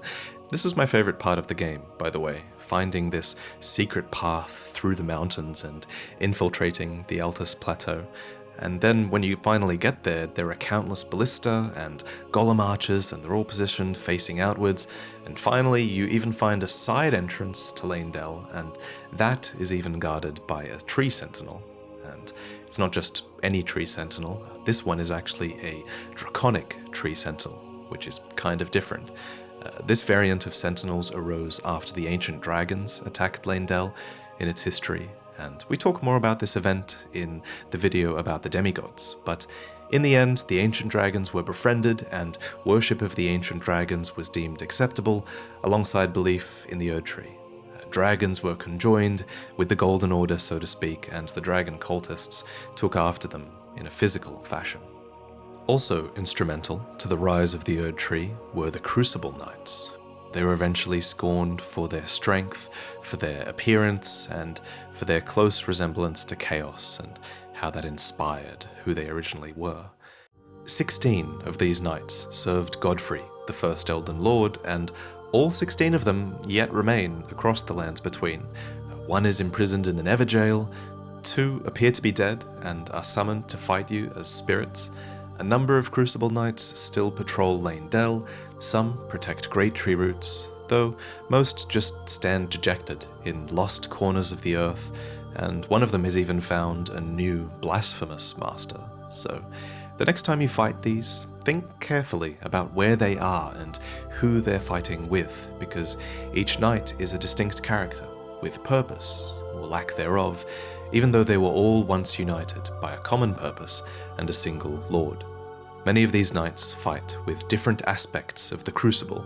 Some fight with wings, some with horns, fire, and tail, but what they all have in common is their mastery of their Lord Godfrey's signature stomp attack, which breaks up the earth beneath their feet. This is such a cool homage to Godfrey. You know, knowing the lore is great. It definitely makes dying to it feel a little bit better, right? Anyway, I think it's important to remember that Godfrey and his Crucible Knights existed in an age before the Erd Trees, an age with the Great Tree in its primordial form, back when there was this red-tinted crucible of life, and these were warriors who drew power from its chaos. Eventually, however, they were brought on board with order, which is best exemplified by Godfrey being tamed by the Beast Regent upon his back. There are 2 types of ornamentation that the Crucible Knights can have. There's axe ornamentation, which is worn by Crucible Knight Ordovus and his men, and I think the axe is a bit of a homage to Godfrey again. And then there are some knights that have great tree ornamentation, and these are displayed by the Knight Soluria and her men, which is of course a reference to the Great Tree itself. And I'd like to quickly talk about the Great Tree. In one of my first lore videos, I proposed that there was a great tree that must have existed before the Erd Tree, and that the Erd Tree might have even replaced this great tree. This was based on the English root resin item description, which has the word Great Tree capitalized and as one word, which certainly makes you think that it's a distinct tree, right? The line is, "The roots of the Great Tree once linked to those of the Erd Tree," which is a line that seems to clearly set up that these are 2 separate trees. Except the Japanese translation doesn't say that. The Japanese translation says, "These roots are said to have once been connected to the Golden Tree." It does mention the Great Tree earlier, but it seems to just be referencing the Erd Tree as that great tree, because it is a really big tree. Some people have taken this to mean that there was no great tree before the Erd Tree, and, you know, while that's certainly possible, I do think it's still fair to argue that a great tree existed before the Erd Tree. For one, many of the Crucible Knight items Pera, isso seria a Erd Tree do Reino das Sombras? reference a primordial form of the Erd Tree, and they have ornamentation and history that is based on this primordial holiness that is not the holiness of the Erd Tree. So calling it a great tree might just be referencing that tree. And secondly, Siluria defends a giant tree in the Deeproot Depths. It's one that has this hollowed out entrance that is reminiscent of the entrance at the Erd Tree as well, so maybe there's something here. I just kind of wanted to set that straight for now. But the reality is that we don't really know for sure, and hopefully DLC will shed a light on some of these past ages of the world, which seems to be a common trend with From Software DLC, and there just really are so many remnants of previous ages in this game, and I'd love to see a little bit more about what their cultures really were like. Kind of makes you resent just how all-encompassing the Erd Tree became. So many of these cultures have been lost, and I guess that's how a lot of characters in game feel as well. They feel upset by that. Knowing this fact helps you understand why so many of these characters are okay with burning down the Erd Tree. They're totally fine with that. And this brings us to our next boss, because in the act of burning down the Erd Tree, you release a slew of ulcerated tree spirits from it. These spirits lie suffering beneath the ash until you come along. But of course you fight many of these tree spirits across the lands between, even before the end game.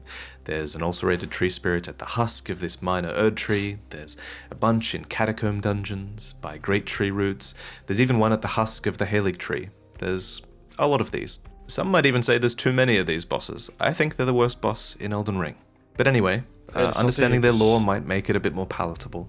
So, while these creatures fight near the trees, I don't think they're defending them. Rather, I kind of think they're this corrupted byproduct of dead or dying trees. We know that one of the new purposes of the Erd Tree is to accept spirits and allow them to live on, and it's almost like these ulcerated spirits are this horrific failure of that process. One of Miyazaki's favorite themes in these games is the idea that life is not supposed to be eternal, and I think these spirits are a physical manifestation of stagnation and decay. They're this product of an age of an Erd Tree that really should have ended a long time ago. Most tree spirits drop golden seeds, which are also found at the base of smaller illusory trees, and they read, "When the Elden Ring was shattered, these seeds flew from the Erd Tree, scattering across the various lands, as if life itself knew that its end had come." A talisman also goes on to say, "The Erd Tree was once perfect and eternal, and thus it was believed that Erd Tree seeds could not exist. This was back when there was an age of plenty, when blessings literally dripped from the boughs of the Erd Tree like sap. And the Erd Tree's warm light healed those who bathed in its rays. The Erd Tree flourished with abundance, yet it was only for a fleeting moment. Such is the course of all life." Then the leaves began to fall, and as you know from the introduction and the endings, the fallen leaves tell a story. The story is that the Erd Tree was withering. Scattered across the lands between are minor Erd Trees, where you go to collect crystal tears. Basins were placed at the feet of minor Erd Trees in order to collect these tears. Though in some cases, these tears are dropped by Erd Tree avatars instead. When the Elden Ring was shattered, the avatars emerged, wielding ceremonial staffs that depict the Erd Tree in its historic radiance. These creatures are the will of the dying Erd Tree, made manifest, I think. They are literally part tree, after all, and they fight desperately to protect the minor Erd Trees, which are the offspring of the withering Erd Tree itself. Some avatars, placed in Caelid and Miquella's Halig Tree, are rotten avatars, and they even have this uniquely designed staff that festers with rot, just as they do. Remember that Halig Tree is also an emulation of the Erd Tree, so it makes sense that it has its own avatars as well.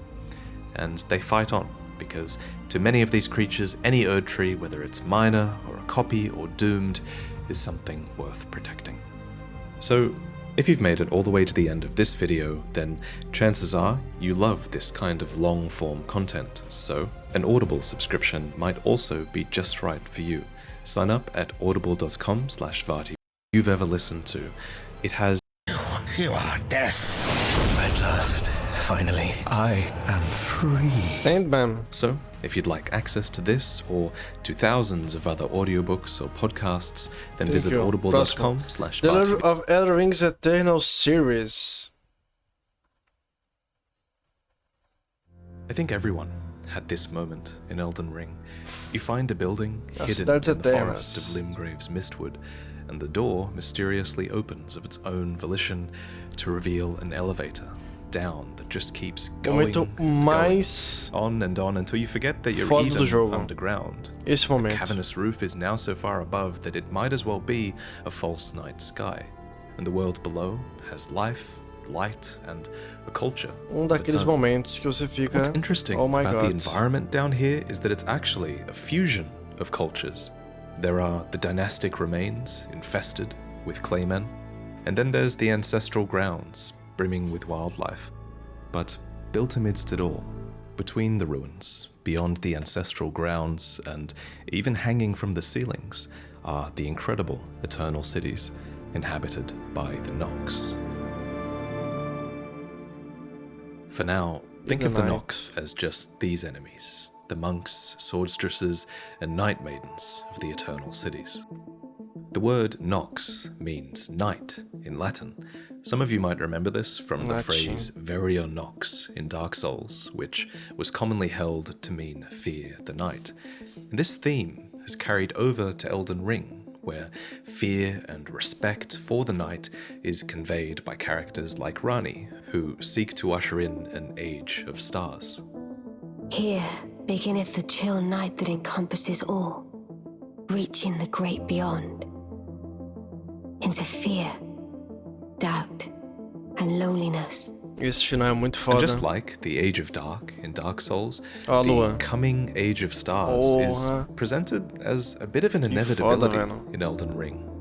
Or at least it might have been, were it not for Final das Starscourge Estrelas. Radahn, who locked the stars out of motion and fettered the fate once writ in the night sky on behalf of the Golden Order. Again, this is just like in Dark Souls, where the coming Age of Dark was stolen from mankind by a greater power. Yet, even now, the Age of Stars continues to be championed by a people called the Nox. Except now, the Nox have been banished to the underground, and here they live in a pessoal vivendo a state própria of vida, aí eternal chega a gente pra matar anticipation, todo mundo. just endlessly waiting for a fate that has been taken away from them. We're never explicitly told which act it was that led to Ela the parece ser muito Nox's grandiosa banishment, que ela é. but my best guess porque is é that a it lua has to do negra. with this, Mas se fala the da Finger Slayer blade, which we loot do beneath quão the grande giant's ficou throne naquele in momento ali. Nokron. A part of its description reads, "This blood-drenched fetish is proof of the high treason committed by the Eternal City and symbolizes its downfall." So, what was the nature of the Nox's high treason, then?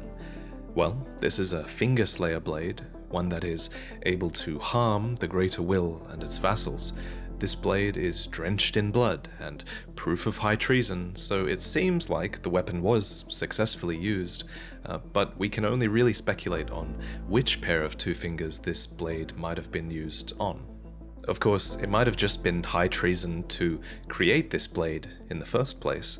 This weapon is said to be born of a corpse, so let's take a closer look at its icon. Doing so reveals a spine running up the blade and two arms that form the hilt.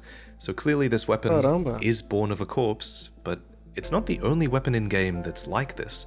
Remember that moment at the end of the game where the Elden Beast reaches into the ground and pulls a sword from Radagon's corpse? That is the Sacred Relic Sword, and it too is a spined spiral blade with a human forming the hilt. So to some in this item's description, this weapon represents the end of an age, and to others, the beginning.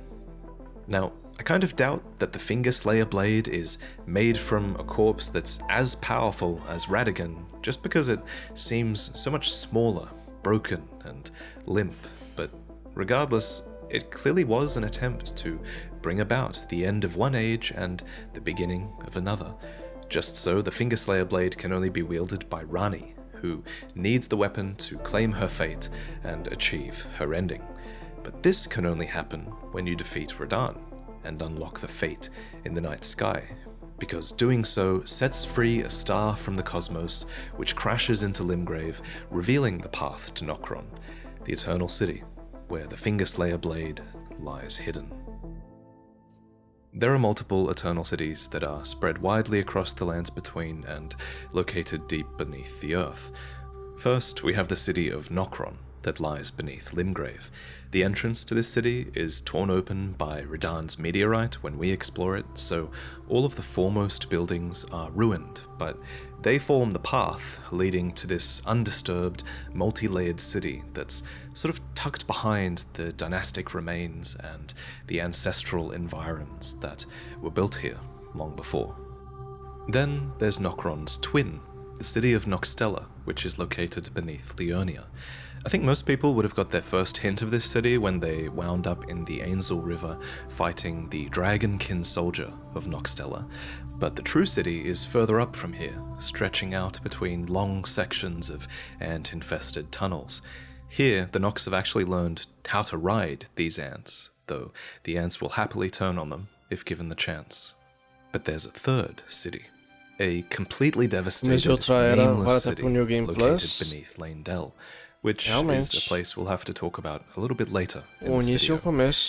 These three cities just have incredible architecture. I love Nokron's massive inverted towers, and it's cool how Nokstella's shining city is built right into this low-hanging false night sky. Now, the game isn't really clear on whether these cities existed before the Nox's banishment underground, or if they were built afterwards. However, I'm inclined to think that they actually existed before their banishment. Take the Fingerslayer Blade's description, for instance. This weapon is the most likely reason for the Nox's banishment, and it lays the high treason at the feet of the Eternal City. It doesn't blame the Nox, who would have existed above ground at some point. It blames the Eternal City. But regardless, while they at least might have already had these well-developed cities down here, their banishment was still a brutal punishment, because the Nox would have been cut off from the true night sky, which was a core part of their culture. As some small comfort, I speculate that they created these false night skies, which are made of suspended white fragments. This they accept as they wait for the Age of Stars to begin. In order to learn more about these cities, though, I'd like to look at some data mined information. Of course, you have to take this with a grain of salt, but in version 1.0 of Elden Ring, the Eternal City buildings are frequently listed as Marika's ruins, and the Eternal City pavilions are Marika's pavilions. What's more, the Nox themselves are actually called Marika's descendants. This obviously has pretty huge implications, so let's try to break down Marika's ancestry and see if we can arrive at the Nox. So, Marika herself is of the nuuvem race, who, according to the character creation screen, are supposed descendants of denizens of another world. The only other supposed nuuvem in-game are the Black Knife Assassins, who, according to their silver armor, were all women and rumored to be nuuvem, who had close ties with Marika herself. And we have proof that these nuuvem Black Knives were tied to the Eternal Cities. They say the assassins who carried out the deed were scions of the Eternal City. So if we take Roger at his word, then it seems like nuuvem are indeed tied up with the genealogy of the Eternal City, and that Marika herself is likely one of the Nox's ancestors. You could go as far as to say that Marika is actually from an Eternal City too. She is called the Eternal, after all.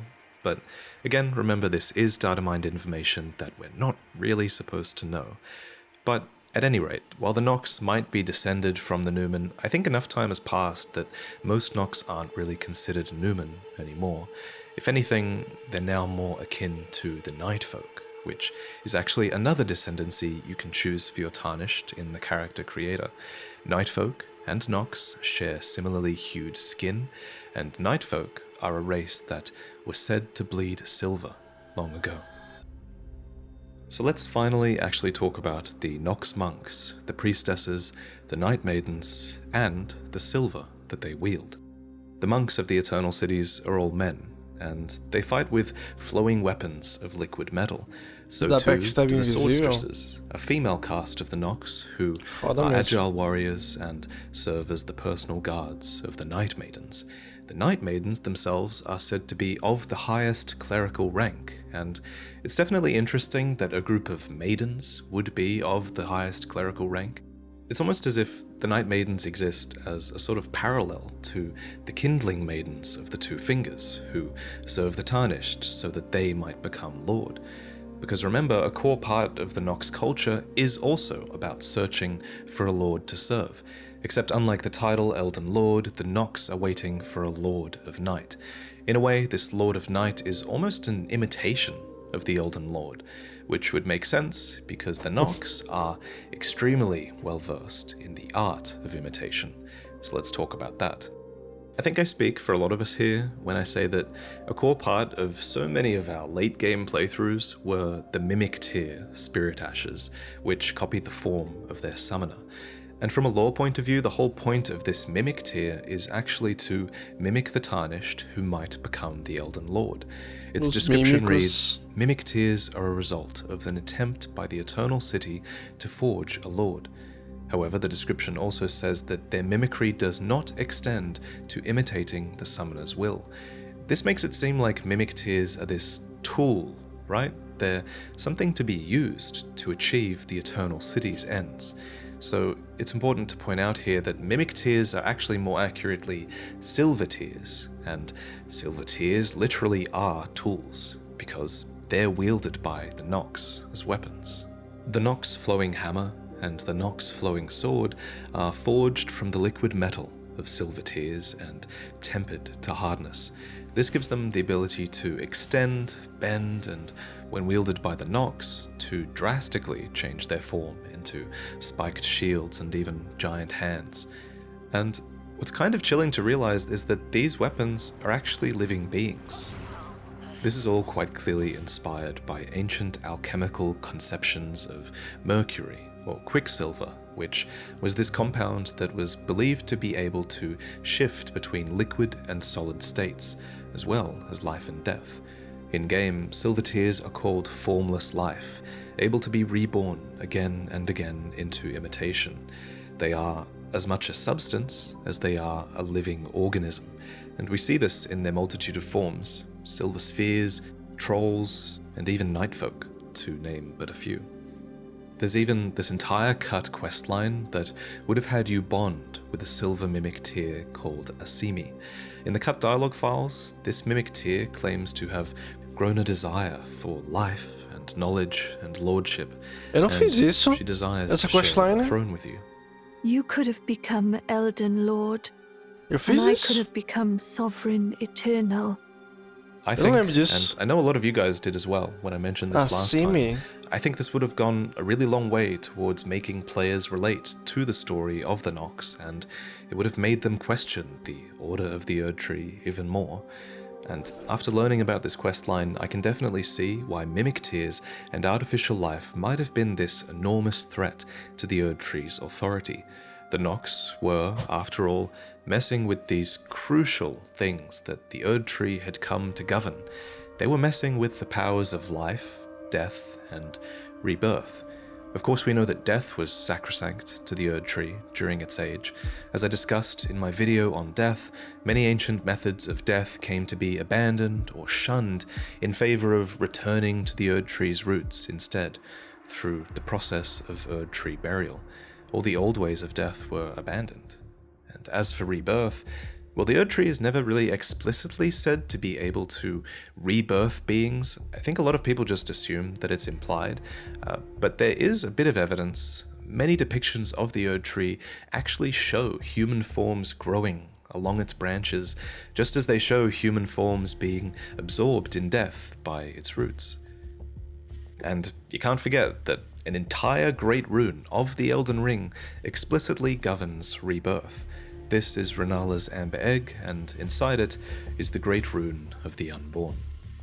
In the end, Lady Renala was left alone, cradling the Amber Egg Lord Radagon bequeathed her. Now she devotes herself to it through forbidden rite, the grim art of reincarnation.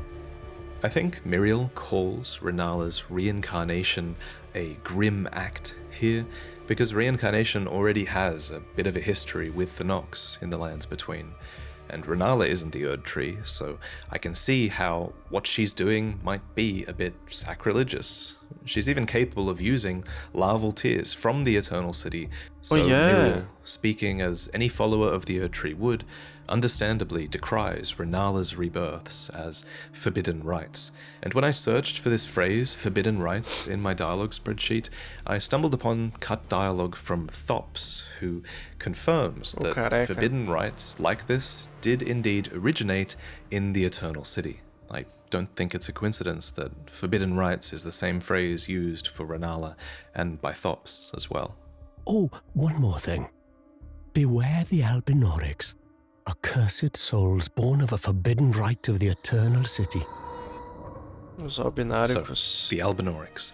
Albinorics seem to be a reference to the ancient notions of artificial life, and that's something that's supported by the Albinoric blood clot description, which calls them life forms made by human hands. According to the Albinoric shield, Albinorics are said to have been created from a primordial drop of dew, which, to me, evokes the Erd Tree's own imagery of dew, where drops of life dripped from the Erd Tree's branches. It's sort of imitation in that way to me. The ripple blade that is wielded by young Albinorics echoes this, stating that ripples are thought to be at the origin of their species. Obviously, these are all references to liquid, and it suggests that Albinorics are born of the same liquid silver that we just discussed. An older description of the blue silver set also confirms this, calling Albinorics children of silver. And there are a few different types of Albinoric that can be encountered in-game. There are first-generation Albinorics who have withered legs and are called the Albinorics of old. And then there are second-generation Albinorics who resemble frogs and are called the young Albinorics. Let's discuss these first-generation Albinorics first. As far as enemy models go, there are the men, who are commonly the subject of torture and genocide, and then there are the women, who seem to have learned to defend themselves as Albinoric wolfback archers. This is probably a good time to mention, this isn't the only example in this video where the women of the culture are far more dexterous than the men. All of the Black Knives are women, the Nox Swordstresses defend the Knight Maidens, who are of the highest rank, and if we're talking about rank, then Caria and its princesses as well are a prime example of that. Speaking of Caria, actually, Pidia is an example of an Albinoric man that serves Caria, and other Albinoric men in Caria have clearly learned glintstone sorcery, not to mention Loretta, but maybe that's the story for another time. Moving on to the second generation Albinorics. As newer Albinorics in the Lands Between, the formula for these artificial humans seems to have been improved, as they now have legs, which they put to comically good use, although Thops in his cut dialogue does say that they've lost the use of their tongues. So they really haven't got the formula quite right. There's something also going on with their heads, which From Software themselves call dumpy and frog-like. You can even loot the Albinoric mask, which is literally just their own face, skinned in an act of malicious mockery. And I really shouldn't laugh, but it is kind of funny, admittedly, that even Elden Ring players are also guilty of genociding helpless Albinorics. There's this site in Mogwin Palace where it's just far and away the best way to farm runes, and thousands of players just kill these Albinorics over and over again. Os farmadores de runas, né, velho? Gameplay matching lore.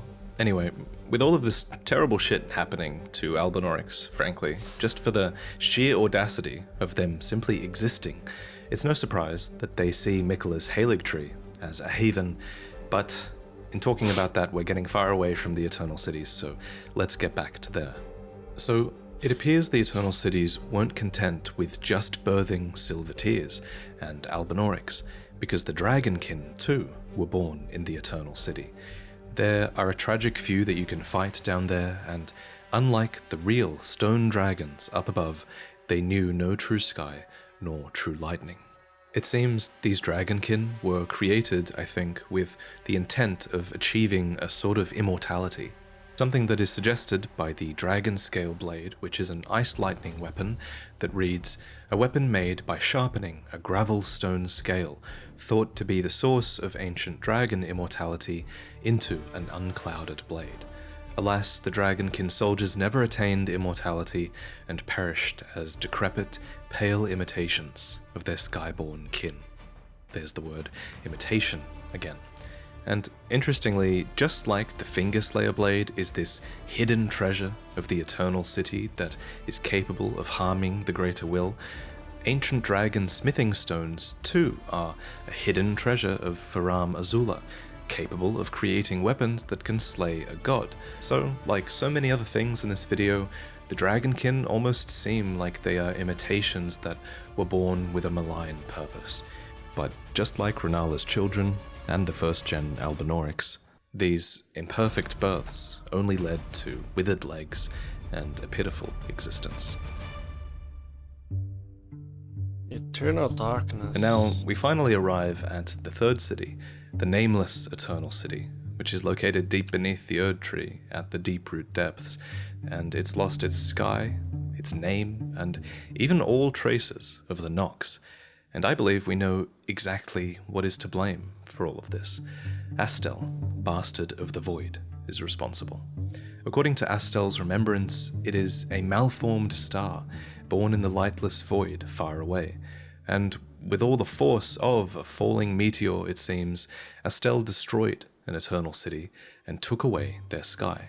Logically, this nameless Eternal City is that Eternal City he destroyed, since it's absolutely devastated and it is missing its false night sky. And when the description says Astel took away their sky, I believe that's really literal. I think Astel really did take it away, far away. Because we don't fight Astel anywhere near the nameless Eternal City, we fight it way further south. Almost as if Astel ruined the nameless city, then flowed all the way down the Ainsel River to the south, past Noxtella and into an enormous cavern where it set up a suspiciously familiar night sky. The Eternal Darkness spell tells us that it's this manifestation of the despair around the ruin of the Eternal City, and the spell in question is essentially this black hole with a powerful gravitational force drawing everything into it. The Astel don't seem like these super sentient beings to me, so what if they were mere animals, just drawn towards a sort of black hole, or maybe towards another powerful gravitational force, like a moon? Which brings us back to the city of Noxtella. Exploring Noxtella's tallest towers rewards you with the legendary Moon of Noxtella talisman, a treasure of theirs that represents the lost black moon. This moon apparently was once the guide of countless stars, and might have served as a sort of artificial moon below ground. But tragically, it seems this black moon was shattered into pieces, because fragments of this moon can be found in memory stones, which have a really similar gameplay function to the talisman, granting you additional memory slots. These stones are rightfully treasured by sorcerers, and above-ground towers evoking those of the Eternal City would be built to protect these precious artifacts. I'm not sure how these fragments were stolen from the city, though over in Nokron there are examples of foreign forces making incursions into the city. These beings are members of the Company of the Fallen Hawk, a company of slaves that were ordered to explore the Eternal City. Logically, these soldiers are slaves of the Golden Order, but who were the Fallen Hawks before their enslavement? Well, there's this one little theory that I quite like by user NoContribution15 on Reddit that suggests that these Fallen Hawks could have once been common soldiers of Stormvale Castle, because these soldiers once had hawk crest shields and even a Stormhawk king, dating back to ancient times, back when there was a true storm in Stormvale. And so, as the theory goes, the crest for this company became that of an inverted hawk, symbolizing their fall and perhaps referencing the inverted towers of the Eternal City that they were doomed to explore. As for why they explore the city, the first thing that comes to mind is that they might have been sent here to look for the Fingerslayer blade, which is the hidden treasure of Nokron. where the Fallen Hawks were sent, although this is mostly all just speculation. Whatever the case, it really helps to characterize these enemies for you. Otherwise, the only other observation we can make is that many of the Fallen Hawks can be found digging hopelessly in the ground, hands bloodied by their long efforts to this day. Torches are an important part of their design, and this reinforces the idea that they're here looking for something, to the point where the band's last embers were used up in their long search, and then they began to burn the bones of their fellows, acquiring the cold ghost flame. And with this new flame in hand, they became dwellers of the underground for all eternity. Shit. Like with the Fallen Hawks, there are some really open-ended parts to the stories of the Eternal Cities, some things that are curiosities to me, and I welcome you to try and answer them. For example, the giant thrones, with the giant Nox skeletons on them, they're almost a complete mystery, I think. The only place the game references these thrones are in the symbols for night sorceries, and bubble sorceries as well. Beyond that, they're clearly a central part of Nox culture, though we don't know what purpose these beings have. Caramba, não tem informação, Below each one, mano. though, you can loot Great Ghost Glovewort, which were given in tribute to those who died the most glorious of deaths, in the hope their stories would become legend. So it seems the Nox not only venerated these beings with giant thrones, but that their spirits as well were considered to be heroic, for their deaths were glorious. Another curiosity is the distorted bodies that are found in the Eternal Cities. These erupt from the ground, and many buildings as well, of the Nox. Are these other inhabitants of the city? Are their deaths related to the giants? What are these? And finally, there are the gargoyles that are found in the nameless Eternal Cities, with misshapen, ruined bodies. None of these gargoyles have been mended, but those that are mended with black corpse wax, and they serve Malakath, the Black Blade. Many of you will remember that two valiant gargoyles defend the path from Nokron to the Deep-Root Depths, where the nameless Eternal City is. And interestingly, it's a coffin that takes you up there, suspended on a golden script. This golden script reminds me of the description of the Cipher Pater, which reads, "The furtive inscription appears to hang in the air, the language of light spoken by the two fingers." It makes sense that the two fingers would be aligned with these gargoyles that serve Malakath, and maybe some power of the two fingers is what takes you up to the nameless Eternal City in this coffin. Speaking of coffins, there's another coffin that you ride down from the Grand Cloister to Astel's lair, and there are a ton of coffins found in the Eternal Cities in general. Beyond being some absurd method of transport, perhaps sending remains along the river was some sort of burial rite? At any rate, many of these coffins have been waylaid along the Ainsel River tunnels, where ants feast upon the remains. And there's something fascinating going on with the ants as well. A lot of these have these enormous abdomens. These ants in particular are based off honeypot ants, which essentially function in nature as these living sources of food storage for the colony. And the Elden Ring variant drop one of the most valuable runes in the Lands Between. They drop a Numen's rune, which makes a lot of sense, because these ants are feasting upon corpses, and we did speculate earlier that Numen are indelibly tied to the Eternal Cities. I could speculate further, but again, I'd welcome your thoughts on these curiosities. Exploring the Lands Between in the modern era, it's clear that the Eternal Cities have had this significant cultural impact upon many things that we find above ground. You can take the walking mausoleums, for example. These have really explicit Eternal City architecture, which is something that you can't help but notice when you see one of them wandering down in the nameless Eternal City. These mausoleums, it seems, were appropriated from the Eternal Cities to house the remains of soulless demigods of the Golden Order, something that suddenly became very necessary to do after Godwyn's death. And this tracks because the Eternal Cities do have a bit of a history with spirits.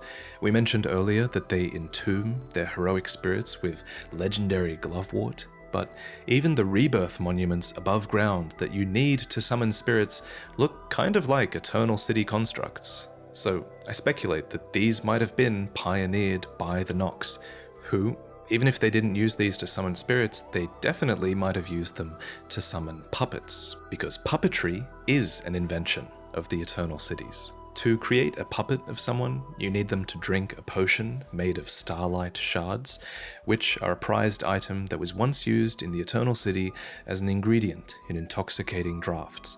Starlight shards are used for this because the stars command people's fates, and even the fates of the demigods, and so they can be used in potions given to create puppets with commanded fates. We know of 2 such puppets from the Eternal City, the Night Maiden and Swordstress puppets, who became puppets of their own volition. So keen were they, it seems, to serve the Eternal Cities. But when you look at all the puppet summons that you can get in Elden Ring, these 2, the Night Maiden and the Swordstress of the Nox, these 2 are a bit of a special case, because most puppets we find are actually controlled against their will and are extremely unwilling to serve their masters. An excellent example of this are the puppets that are controlled by Seluvis, or should I say Pidia, who turn on him immediately when they're given the chance. These puppets are Knights of the Cuckoo, a faction that are explicitly aligned against Caria, and yet these knights are forced to fight on Caria's behalf here in Caria all the same. Carians also seem to have appropriated a lot of the tools of the Eternal Cities, like puppetry and inverted towers as well, which is only natural considering how much they actually have in common with the Eternal Cities. Carians are descended from astrologers, who also venerated the night sky. Another example of an invention of the Eternal Cities that the Carians use is found at the Church of Vows, which features a Nox statue taken straight out of the Eternal Cities. Here at the church, Radagon famously repented his territorial aggressions and cleansed himself with Celestial Dew. Celestial Dew is another draft of the Eternal Cities. It's called a Night Tear, which reverses all antagonizations and moves fate backwards, in a sense, to a time or a feeling before those antagonizations took place. And eventually, faraway descendants of the Eternal would finally be found above ground as well. This is in Celia, within Caelid. Gowry calls Celians descendants of the Eternal, and in addition to having one of those signature thrones at the center of the city, there's also a couple of Nox bosses here. And finally, Celians were famed for their Knight class of sorceries, which their assassins made good use of. The Celians were also really proficient at turning invisible, which is an art that the Black Knives used, since they are, after all, also scions of the Eternal Cities. And it's just amazing how it all overlaps in the end. And in the end, another group would seek inroads to Nokron. This is when we play the game. These were Iji, Blythe, and Rani. Rani is a character that inherits a lot of the Nox's legacy. She becomes the final chapter in a story that they started to tell so long ago. Prepare to cry, because I can't wait to cover her story properly, as it deserves. But before I go, I want to share a quick word about Audible. Speaking of people banished to the underground, I actually have the perfect audiobook to recommend to you guys today. Oh, and that's Metro 2033. New members can try Audible free for 30 days. The Russian accents and just the voice acting as well for your immersion. New members can listen to Audible free for 30 days. Entering Cosmic Sorceress. Long ago, an astrologer looked to the sky and found something called the primeval current in the stars above. Then, miraculously, what they saw in the cosmos actually manifested in reality, and the very amber of the stars rained down on the lands between. This glintstone of the cosmos would go on to inspire those that studied it, but there was also a darkness up there between the stars, and what some saw would break their minds and inspire a fate that was worse than death. This is the story of Elden Ring's cosmic sorcery, a force that would define an entire era of life in the lands between. Damn. Suspensing. Cosmic Sorceress. It all began with the founding reign of stars a legendary sorcery that was the founding glintstone sorcery. You might have missed this spell in your playthrough, but it's located here, hidden along an illusory path leading to the heretical rise within the mountaintops of the giants. Its description reveals that it is the eldest primeval sorcery, said to have been discovered by an ancient astrologer. Now, we don't know who this astrologer was, but we know they were not alone, for it was here, in these icy peaks closest to the sky, that the astrologers who preceded the sorcerers established themselves. And with ancient tools of astronomy, they looked to the cosmos above and read fate in the stars. But this was more than mere stargazing. The stars quite literally govern fates in Elden Ring. We learn this from the starlight shards and amber starlight items. The former is a pale blue shard. It's what remains of a passing flash of starlight, and the latter is the same, except it has a pale amber glow, and it tells of the belief that if the stars command our fates, then amber-hued stars must command the fates of the gods.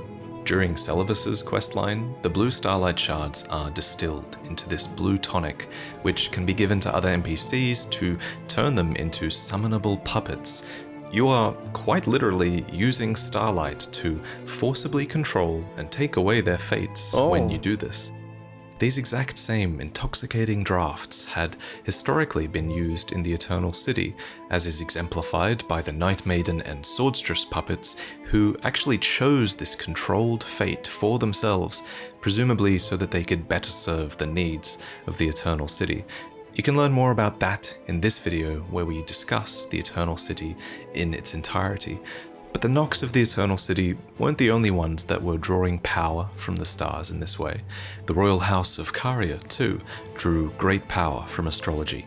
The telescope item, for example, is actually a smaller part of a larger astrological tool that was once used by members of the Carian royal family for their own brand of Carian astrology that revolved around Renala and the full moon rather than the stars. But to most, the moon was not considered equal to the stars, and it was actually the stars that most would draw upon for their sorcery. These sorcerers would come together at Raya Lucaria, a place of learning that institutionalized the practice of glintstone sorcery. And this is our little triumvirate of three factions. There's the Nox and their descendants, there's the Carians, and there's the sorcerers of Raya Lucaria, who all trace their origins back to astrology. These factions overlap at times, they interact and clash, and their shared history is fascinating and complicated, but it all comes back to the cosmos in the end.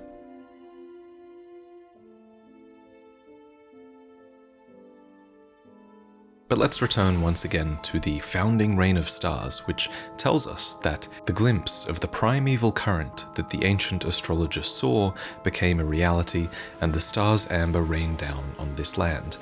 But what exactly is the primeval current? Well, let's break down the term. The word current means it's a moving flow, or torrent, and the word primeval means that this torrential flow likely existed from the very beginning of time. And thanks to the description for Comet Azure, we know that the primeval current is a distant starry expanse, something that is visually similar to the torrential comet generated from this spell. But what's truly amazing about this cosmic force is that somehow, this ancient astrologer managed to manifest a rain of stars upon the Earth merely after glimpsing it in the primeval current of the cosmos far away. And I speculate that starlight shards are actually another example of this phenomenon. Their description reveals that these are what remains of a passing flash of starlight, and we exclusively loot these at the foot of giant stone astrolabes, which are these ancient stargazing tools. Thus, rather than being a piece of star that has fallen to the ground, I think these might be a byproduct of the act of looking up at the stars. Why else would we loot them here? And so, in this same manner, first established with these starlight shards and then the founding reign of stars, glintstone sorcerers would go on to replicate this phenomenon, using their powers of comprehension to conceive of new cosmic elements that could be manifested in reality. Or put another way, they formulated spells that let them throw giant rocks at each other, and it was a huge hit with everyone. But among these glintstone sorcerers were some who wished to truly understand the mysteries of the primeval current, no matter the cost. These were sorcerers like Lusat and Azur, who would literally become crystal in order to sync up with and better understand these powers of the cosmos. And then there was Selen, the Graven Witch, who threw all ethics to the wind and wished to see humanity ascend no matter the cost. And make no mistake, the stars are alive, in a sense. Look at Estelle, for example. This is a malformed star, but a star nonetheless, birthed from a void, or so it is said. But I'm getting ahead of myself. Most sorcerers, it seems, would just be content with merely manifesting cosmic power, and so they would embed a piece of physical glintstone into a staff and then use that glintstone as a sort of catalyst for the stars above. And since glintstone was needed to channel spells, and since sorcerers needed glintstone to study, I think having access to physical glintstone would have been a really important thing. And luckily for the sorcerers, glintstone, being sourced from meteors and comets, had fallen to the lands between before. So these valuable crystals were mined and put to great use. And so atop and amidst enormous quantities of glintstone in the lakes of Leonia, a place of learning was built, an institution known as the Raya Lucaria Academy. Sorcerers as a whole were powerful. They could read fate in the stars, fire cosmic projectiles at their enemies, and potentially even command the fates of others. So, naturally, there needed to be an institution for their power, a place of learning, but also a place of hierarchy and even governance, where rules about sorcery could be debated and enforced. When you journeyed through Raya Lucaria, you would have collected these symbols of their institution. These are stone masks, called glintstone crowns, and not just anyone is supposed to wear these crowns. They are a symbol of achievement, and they represent one's mastery of a certain conspectus or school of learning within the academy. They also make a good weapon, if all else fails. But why was this design specifically chosen as a symbol of achievement? Well, according to many item descriptions, there isn't just life in stone, but there is a wisdom contained in stone as well. So their masks were crafted with stone and set with glintstone. The glintstone is typically set upon the eyes and or the brain, a tradition that I speculate originated with the sorcerer Azur, who was one of the first, if not the first, glintstone sorcerer. His blue-green glintstone crown was set with crystals and eventually replaced his own brain and skull altogether, which enhanced his powers by helping him catalyze with glintstone, though it clearly came at great physical cost. And I speculate that this crown eventually replaced his own brain and skull because glintstone kind of does that. It corrodes, it consumes. We see its effects best on other creatures like the dragon Smaragd, who was a devourer of sorcerers with a body that became corroded over time by their glintstones, thanks to that strict sorcerer diet. But as with Azur, this corrosion did not come without benefits, and he now breathes a powerful glintstone breath. The sorcerer Azur was an early sorcerer of the primeval current. But he wasn't the only one. There was also the sorcerer Lusat, who experienced a similar glintstone convergence of body and mind. Together, these masters of sorcery each glimpsed a part of the primeval current. And from what I gather, the primeval current seems like the sort of thing that can only really be glimpsed once before it either breaks or terrifies the viewer. Azur and Lusat only have one primeval current spell each, after all. For instance, when Lusat glimpsed into the primeval current, he conceived of the spell Stars of Ruin as he beheld the final moments of a great star cluster, and upon seeing it, he too was broken. And when Azur glimpsed into the primeval current, he saw darkness and conceived of the spell Comet Azur, but was left both bewitched and fearful of the abyss. Both Azure and Lusat clearly had a prominent role at the Academy, but Azure specifically was the first founding glintstone sorcerer to have an impact upon Raya Lucaria, for there is a line of research called the Carolus Conspectus, dubbed the oldest of the Academy's lineages of study, begat by the sorcerer Azure. Sorcerers who follow in his footsteps by studying this conspectus pursue the mysteries of comets, leading to new kinds of comet sorceries like glintstone comet shard and shard spiral. Each conspectus appears to be named after a founding individual. These stone crowns are designed after actual people, after all, people you can see in the flesh upon their matching portraits in the Academy. So even though the Carolus Conspectus follow the path began by the sorcerer Azure, their conspectus of learning must have been sort of formalized by someone named Carolus. But as time went on, more conspectuses needed to be created as new lines of inquiry were discovered, and so logically the Olivinus Conspectus should have been the second to be created, for this line of research is also concerned with the study of meteors in the primeval current, except this conspectus began with the sorcerer Lusat. Their spells study clusters of stars, with lesser spells like glintstone stars and star shower, all echoing the great Stars of Ruin spell that originally broke Master Lusat. Lusat and Azure were true masters at the Academy, after all. They were actually dubbed Grandmasters, specifically, with special robes that reflected that, and it seems like no one ever went on to achieve such a rank or sacrifice as much as they did. And they sacrificed a lot. They can barely even move anymore, and when Selen talks about them, she talks about their bodies rather than a traditionally living person. Perhaps they've actually ascended to a higher plane of existence. That might explain why they weren't really around anymore to form their own conspectuses, something that was left to Carolus and Olivinus and others instead. With such enigmatic founders, many dedicated themselves to the study of glintstone, taking vows of virtue and austerity. In return, they received the deep blue robe of Raya Lucaria, and were able to study on its grounds.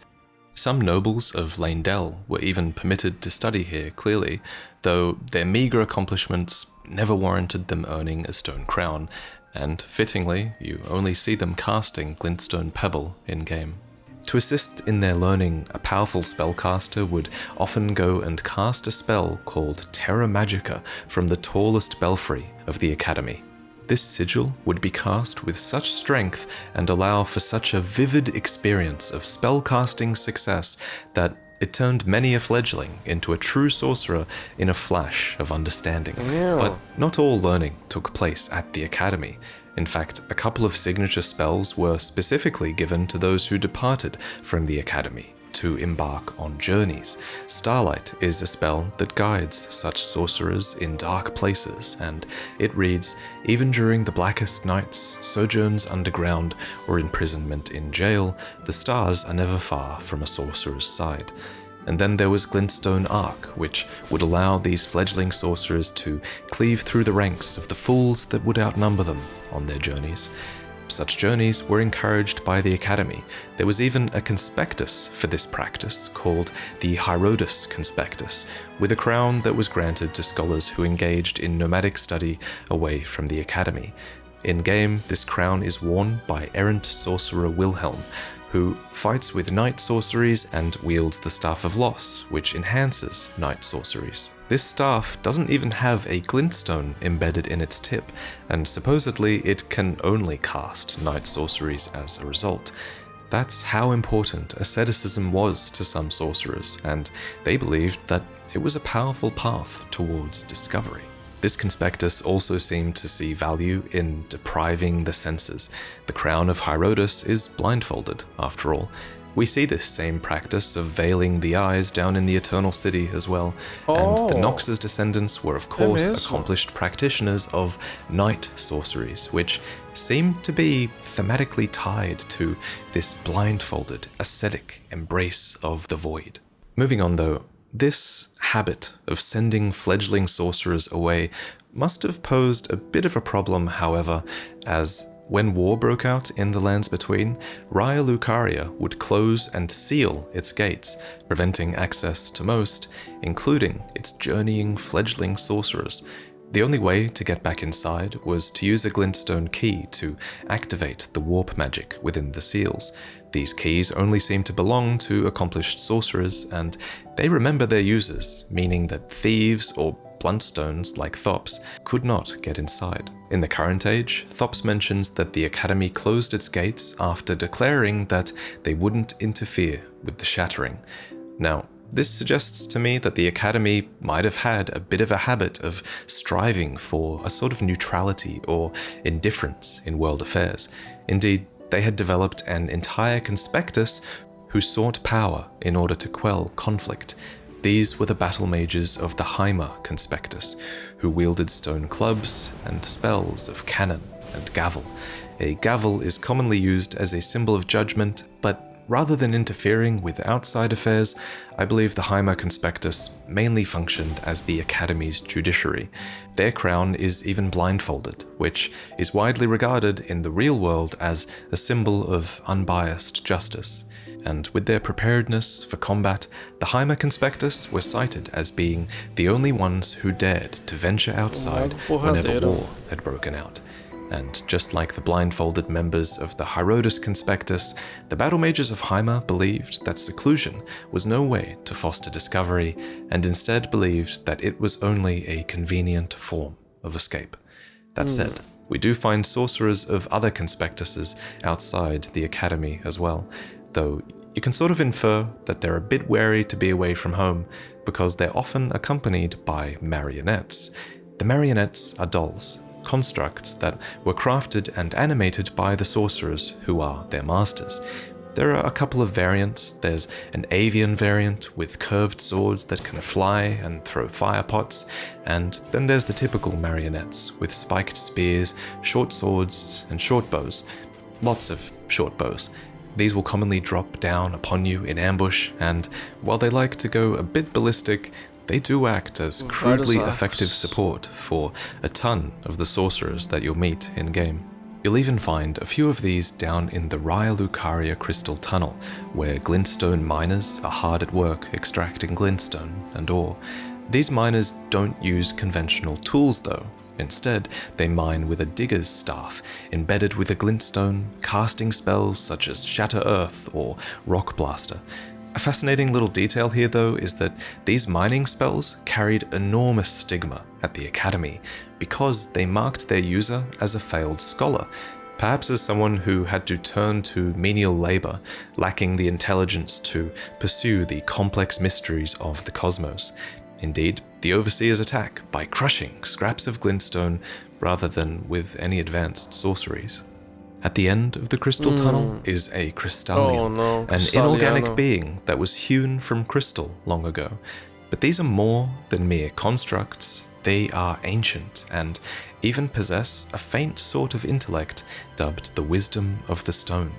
Long ago, they even made a concord, or an agreement, with the Carrion royal family.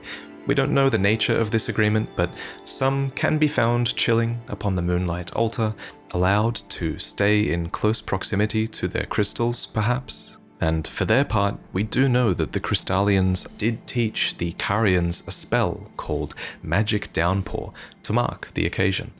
And Raya Lucaria sought kinship with these beings as well, for they are close to the ideals of the primeval current, and so are revered guests of the sorcerers. The best example of this might be down in the dimly lit Academy Crystal Cave underneath Raya Lucaria, a crystal cave that is not mined, perhaps out of respect for the Crystallian duo at the end of the tunnel. There are even living quarters down here, and I suspect these belong to a group of sorcerers called the Crystal Cadre, which was a group that was founded to research the wisdom of stone possessed by the Crystallian.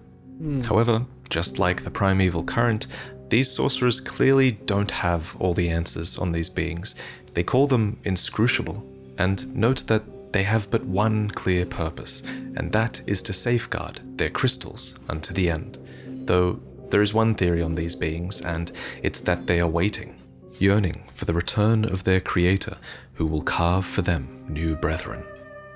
A few sorcerers down here near the Crystallion are in possession of the Twin Sage Helm, which marks them as members of the Twin Sage Conspectus. These were the elites of the Academy, permitted to study and excel in sorceries of all kinds, and I assume it was these members, these elite members, who would climb out of this cave and cast the legendary Terra Magica that would cover the entire Academy's grounds from this tall belfry that we mentioned earlier. But the Twin Sage Helm wasn't the only mark of a proficient scholar. There was also the Witch's Glintstone Crown, which was granted to a scholar who excelled in her studies, which also merited the title of Witch. And again, you can see most of these Conspectus portraits hanging in Raya Lucaria. For example, here is the Witch, the Twin Sage, Carolus, Olivinus, and all of these portraits are hung in the debate parlor of the Academy, where members would likely have engaged in argument in order to test and help validate their ideas about sorcery. It's also where I assume they argued about whether certain things even should be allowed to be learned here, or whether certain members should be exiled, but we'll get to that shortly. Because first, the final conspectus that we haven't yet mentioned is the Lazuli Conspectus. These sorcerers studied lunar sorceries, a quote-unquote heterodox pursuit that views the moon as equal to the stars, with a robe coloured in the hue of the full moon, which signifies their heresy. And of course, these sorceries include many signature spells of Caria. And so we finally arrive at Caria. This is Carian Manor, and to the south are their stargazing grounds, both situated upon the western coast of Leonia, which, according to the map, has always been closely associated with Carian royalty. They have been around for a long time, a really long time. Specifically, Caria traces its roots all the way back to the ancient astrologers that existed alongside the fire giants.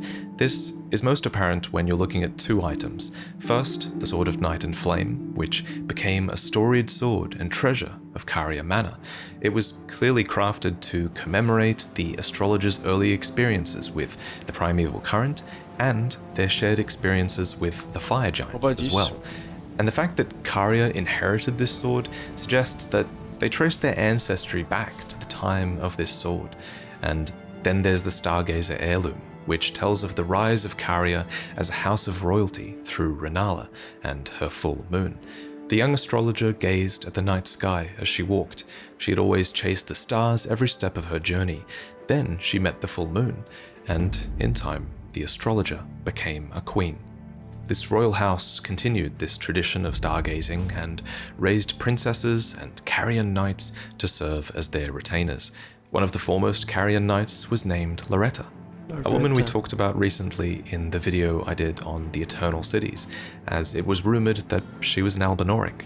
Albinorics, as you may know if you watched that video, were widely despised in the Lands Between, though Caria is one of the few factions that seems to be pretty friendly with them. Albinoric sorcerers are found all throughout Caria Manor, and one, named Pidia, is literally called a Carian servant, linking the Eternal Cities with Caria in an alliance perhaps that might have allowed them to learn more about the stars from the Albinorics. At any rate, Renala, with her full moon sorceries, was the champion of Caria, a prominent one too, apparently. And it's no surprise when you look at the powerful characteristics of her full moon. It has immense gravity, and it eclipses all other magics. It lowers defenses. It is enchanting, and Renala used all of these traits to charm the Academy, to bewitch them, and become not just the Queen of Caria, but also the master of Raya Lucaria itself. And so, of course, here is her portrait, displayed most prominently in the Academy of Raya Lucaria, right next to what many assume is a portrait of Selen. For if you unmask her in-game, then she actually looks very similar to this witch, someone who was worthy of an entire conspectus and apparently was the most promising sorceress in the history of the Academy. But even Selen, with all her promise, or perhaps because of her promise, would not be tolerated in the end. If you recall, I was exiled from the Academy of Rhea Lucaria. It was for attempting to restore the primeval current of Glintstone sorcery. The toothless pedantry peddled by the Carian royal family can rot for all I care. I want Glintstone sorceries that open our minds, unbound by terrestrial taboos. For Selen to know so much about what she calls toothless pedantry peddled by the Carian royal family, I assume she was a part of the Academy during Renala's reign over it, and that it was Renala's influence that finally led to the Academy's intolerance of primeval current research. And Selen wasn't the only one expelled from the Academy. The Masters Azure and Lusat, two of the founding masters of Glintstone sorcery, were at some point driven from the Academy as well. And it's easy to see why. The primeval current is dangerous. Lusat's mind was broken after watching a star cluster break apart. Azure saw a darkness in the primeval current and was left fearful of its abyss. And imagine something so dangerous that just looking at it can damage your mind irreparably. In this way, the primeval current is almost Lovecraftian in its horror. We can't pin down the exact truth of why it terrifies, but we see its terrible effects on others and are left to wonder. What's more, this cosmic current is primeval. It's one of the first, if not the first thing to exist in the universe, and the fact that our cosmic origins might be terrifying really is kind of a bizarre and bewitching thought, right? I mean, I want to know what's in this current that's driving everybody insane. Although I will mention again, we kind of know that at least creatures like Estelle are up there, and Estelle kind of is a signature, horrific Lovecraftian monster, so yeah. At any rate, Rhea Lucaria was an institution now, with power and influence in the lands between, and with these things, naturally, there would have come a need for self-preservation. And the biggest threat at this stage wouldn't have been external, it would have been internal. The biggest threat was probing the primeval current too deeply. And so, while primeval current research seems to still be okay as long as it's under the Carolus or Olivinus conspectus, a line was drawn, and the Masters Azure and Lusat were eventually driven from the Academy, as was Selen the Witch. When we first meet her, Selen states that Glintstone sorcery is rooted in the study of the stars, and she laments that most sorcerers have forgotten that fact. She resents that the sorcerers took their power and then sort of turned a blind eye to deeper research in order to protect themselves, and it's kind of easy to empathize with her and to see her as this underdog fighting for the truth against an enormous institution. Even Thops thinks she's a good person in the end, but can you really blame Rhea Lucaria for taking a stand when you see this? This is a school of graven mages, a mass of sorcerers fused together so that they might be fashioned into the seeds of stars. As the lore goes, this was apparently a valid line of research into the primeval current, and that in the name of this research, fellow sorcerers should be collected and fused together in a cluster to, I guess, create a star made of life. These creations were considered the nightmare of the Academy, and rightfully so. They represented Selen's complete loyalty to the truth, no matter the cost, to her fellow man. Naturally, such a thing had to be forbidden. But then, you have to empathize with Selen a little bit and agree that it is a bit ironic that the exact line of inquiry that gave rise to the Academy was the very thing that posed a threat to its existence in the end. Eventually, the Academy would seek to rid itself of Caria's influence, but the Carian royal family had long prepared for the disloyalty of the Academy. There's a reason why the Carian Knight's shields are extremely magic resistant. There's a reason why there are many spells based on a policy of Carian retaliation, where magic can be absorbed and then turned back against its caster. There's a reason why their knights were specifically sworn to the moon, not the stars. Renala, as a proficient astrologer, might have even foreseen the eventual disloyalty of the Academy, although that's just speculation on my part.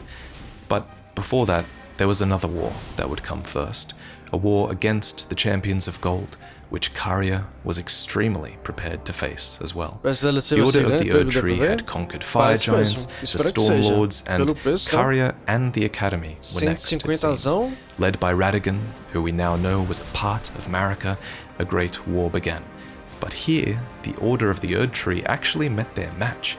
Despite numbering fewer than 20, the Karya Knights were a match for even the champions of gold in battle, and enchanted troll knights fought on Karya's side as well, called into service from an ancient oath made with Renala back in her youth atop the mountaintops of the giants. And so, instead of weathering a stalemate, a truce was proposed between the two parties and sealed in holy matrimony.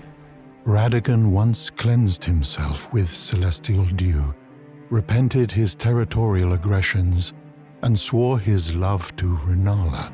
The Order of the Erd Tree and the fate of the moon were conjoined, and all the wounds of war forgiven.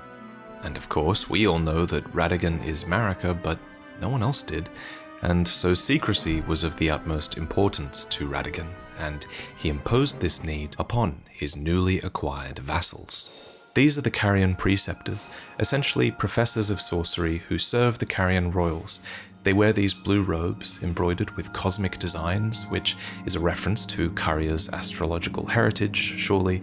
But when Radagon married Renala, he ordered the Carian Preceptors to wear an additional piece of attire, a mask with the mouth sewn shut with gold thread in that signature crisscross pattern that is emblematic of Radagon, to make it clear that all their matters were to be kept strictly private. For of course, Radagon was hiding something that might be able to be seen if anyone looked at him too closely.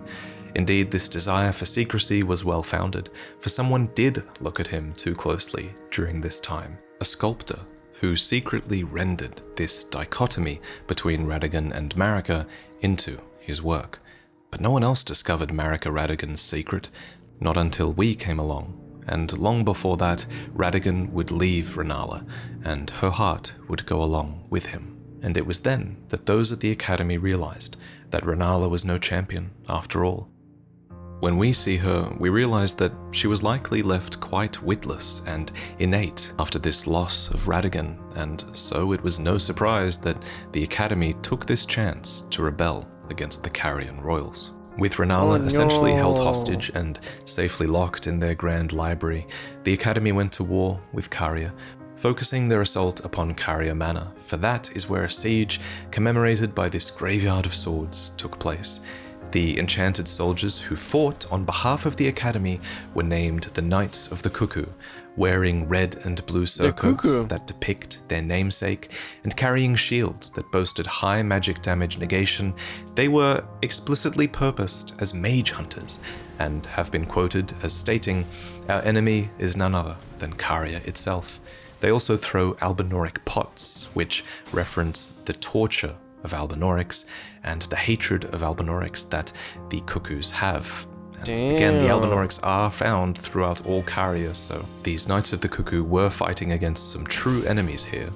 But despite some of their descriptions saying that the Cuckoo Knights were sworn to the Academy, I think that's actually just wishful thinking by Raya Lucaria.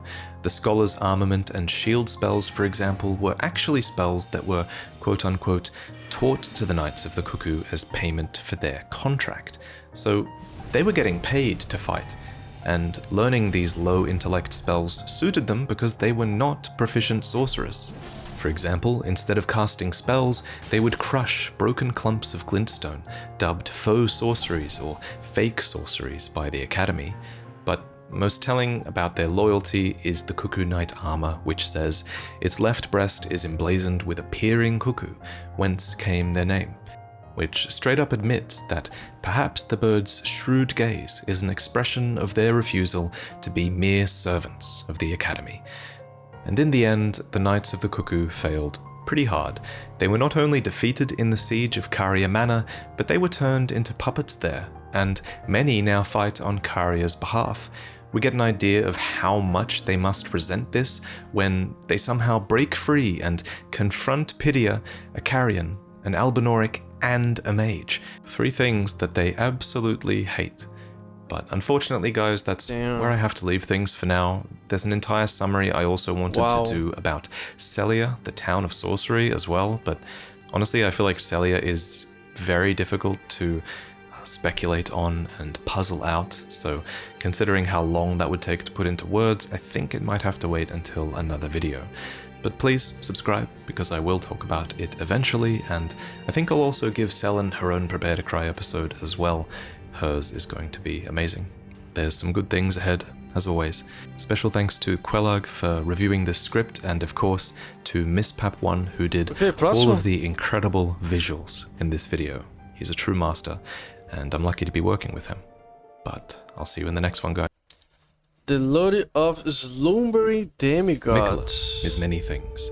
A fundamentalist, the unalloyed, creator of the Halig Tree, Lord of the Eclipse, Saint Trina of the Cradle Song, and not just a demigod, but a fearsome Imperial who has been captured but is unresponsive, for now.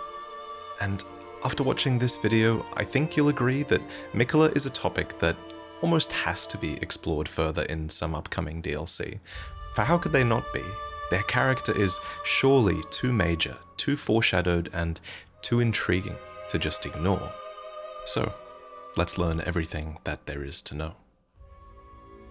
For starters, Miquella is the demigod child of Queen Marika and King Consort Radagon, who, as I'm sure you're well aware at this point, are the same being. You can learn more about the timeline of events from my other videos, but basically, after Radagon left Rennala, the Academy told Radagon to go fuck himself, basically. But Radagon took that literally, and he sired a 3rd set of demigod children all on his own, who were the twins Miquella and Malenia. These children appear to be represented by the butterfly items in the game, and the nascent butterfly appears to represent Miquella. Its description elaborates on his state of eternal childhood, stating that it appears as if it's just emerged from its cocoon for its entire life. Indeed, the word nascent means that something is just coming into existence and beginning to display signs of future potential. And that nascence is eternal for Miquella, and I think that this eternal nascence is incredibly important for his character. For Miquella and Malenia both seem to occupy different sides of the life and death cycle. That's not to say that Miquella represents life and Malenia represents death, rather it seems like both land somewhere in the middle of each process. Malenia is constantly resisting her scarlet rot and is in this perpetual state of dying, and Miquella is in this constant state of nascence. He is newly born and showing an abundance of life and burgeoning potential. Special thanks to Quelag for making this clear to me. So Miquella is nascent, but he's also abundant, and I think that's another extremely key word for him. For example, there's this cut weapon called the Abundance and Decay Twin Blade, which symbolizes the twins and suggests that the twins were born from an inseparable fate and hold the runes of both abundance and decay between them. Not to mention, the word abundance is also literally spoken by Miquella in his cut content, and thanks to a very recent discovery by Sekiro Dubi, we know this cut dialogue I'm about to voice is Miquella speaking.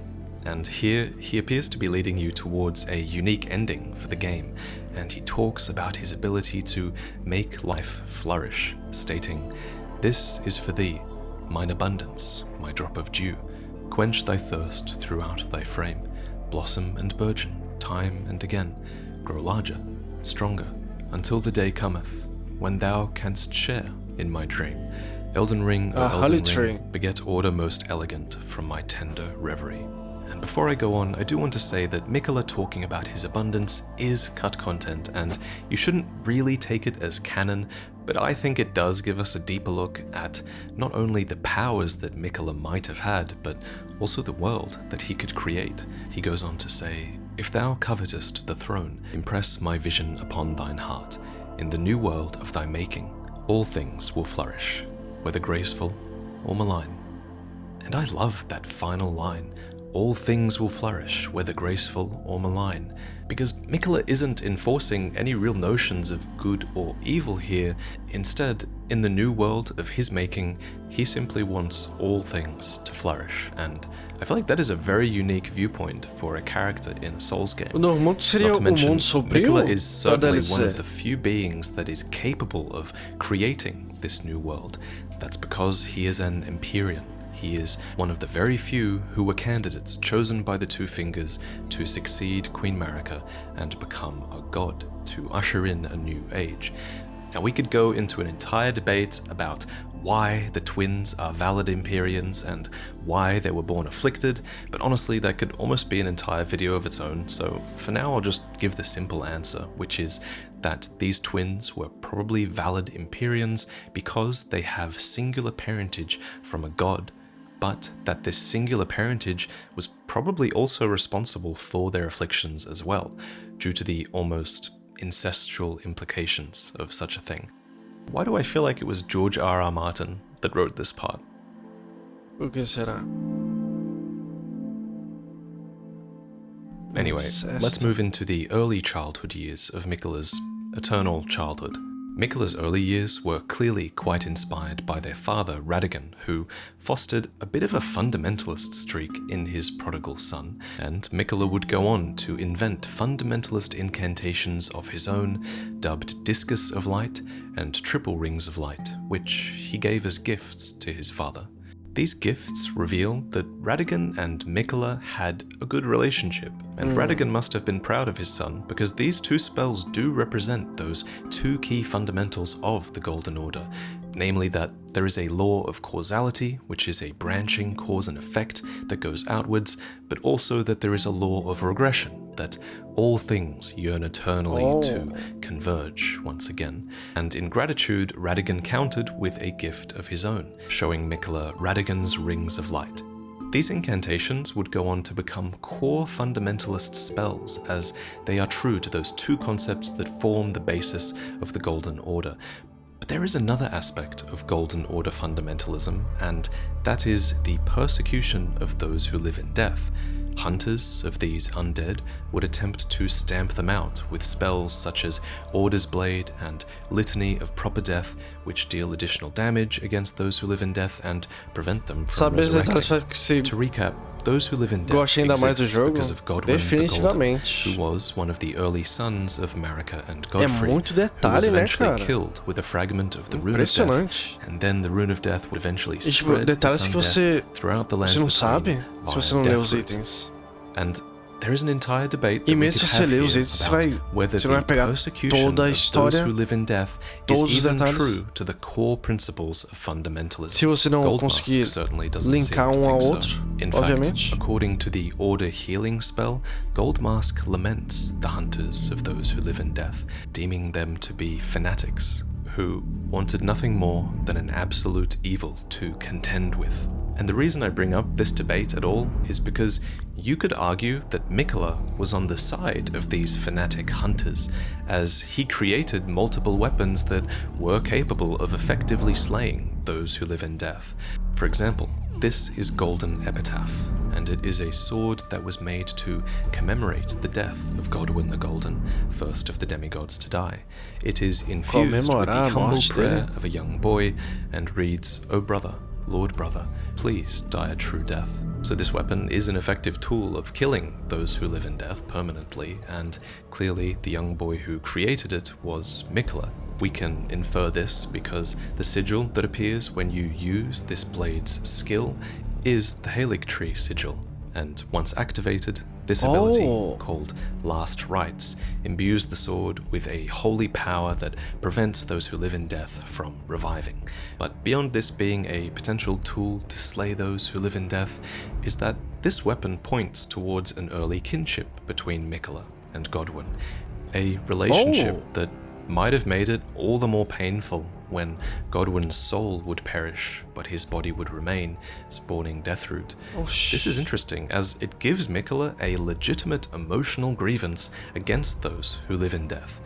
And it's almost a bit hypocritical, I think, for what I believe to be Miquella's character, as We previously established that he might have been this character who wants all life to flourish, but I guess that principle might not extend to those who live in death for him. This sword might not be the only representation of Miquella's relationship with Godwyn. That relationship is potentially strengthened even more when we consider this statue found in Elphael before the Halig tree. It depicts a larger figure who is clearly embracing the two Empyrean twins, Miquella and Melania, but then who is this larger figure? It could be their parent, Marika or Radagon, but then it doesn't have their signature hair braid, and instead it has this long, wavy hair. What's more, the statue asset is flat-chested, which appears to rule out Marika, at least. And after reading a good amount of debate online about this, I think it's a fair conclusion to say that this statue represents Godwyn, who himself does seem to have long, wavy hair. And this statue being enshrined here really tells a story. It's a story of two gifted but afflicted siblings who were supported by their older brother, but then they were left alone, as their older brother would become the first demigod to die. And this isn't the only statue in this location. Far more prominent in the area are these statues, which depict two siblings left alone after their brother died. There was one sibling, Miquella, who was forced to remain as a young child, and another who grew up in great pain, eventually losing vision and limbs to rot and decay. These statues are everywhere in the Halig tree, and they tell that sorrowful story. They are an early sign of Miquella's extreme empathy for his sister, and they foreshadow his desperate attempts to give her relief from her terrifying condition. And so the young Miquella abandoned fundamentalism, for it could do nothing to treat Melania's accursed rot. This was the beginning of unalloyed gold.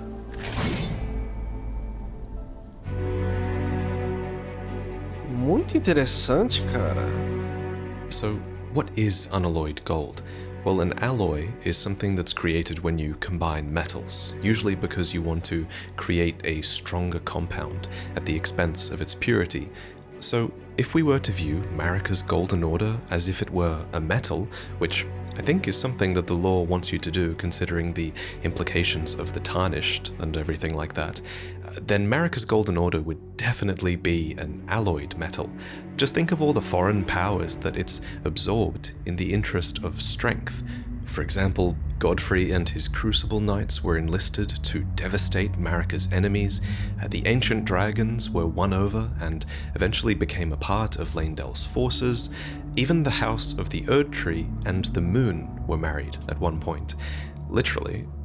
After all, as Miriel puts it, all things can be conjoined under the Golden Order, so I think Marika was definitely open to fusing factions and ideologies to an extent, as long as it made her treasured Golden Order alloy stronger. So hopefully now you understand what I mean when I say that Miquella's gold is unalloyed. It is pure, it is untainted, and it is, perhaps, a singular ideology. And if you subscribe to the idea that the cut content is still representative of Miquella, then I would say that his ideology is what I had Miquella quote earlier, that in his new world, all things should be allowed to flourish, whether graceful or malign, and that is his pure ideology. Though, of course, that is my speculation based on cut content as well, so please keep that in mind. But Miquella's unalloyed gold couldn't have just been this metaphysical concept of pure ideology. It was a physical material as well. For example, this is an unalloyed gold water lily, said to have been beloved by Miquella. This is a bewitching branch, blessed with an incantation of unalloyed gold. Unalloyed gold decorated the armor and shields of his soldiers, it was inserted into their weapons, and most importantly, perhaps, it was forged into a set of armor for his sister, Melania. Because, remember, the whole reason Miquella embraced unalloyed gold in the first place, it seems, was because he thought that it could treat his sister's accursed rot, while fundamentalism could not.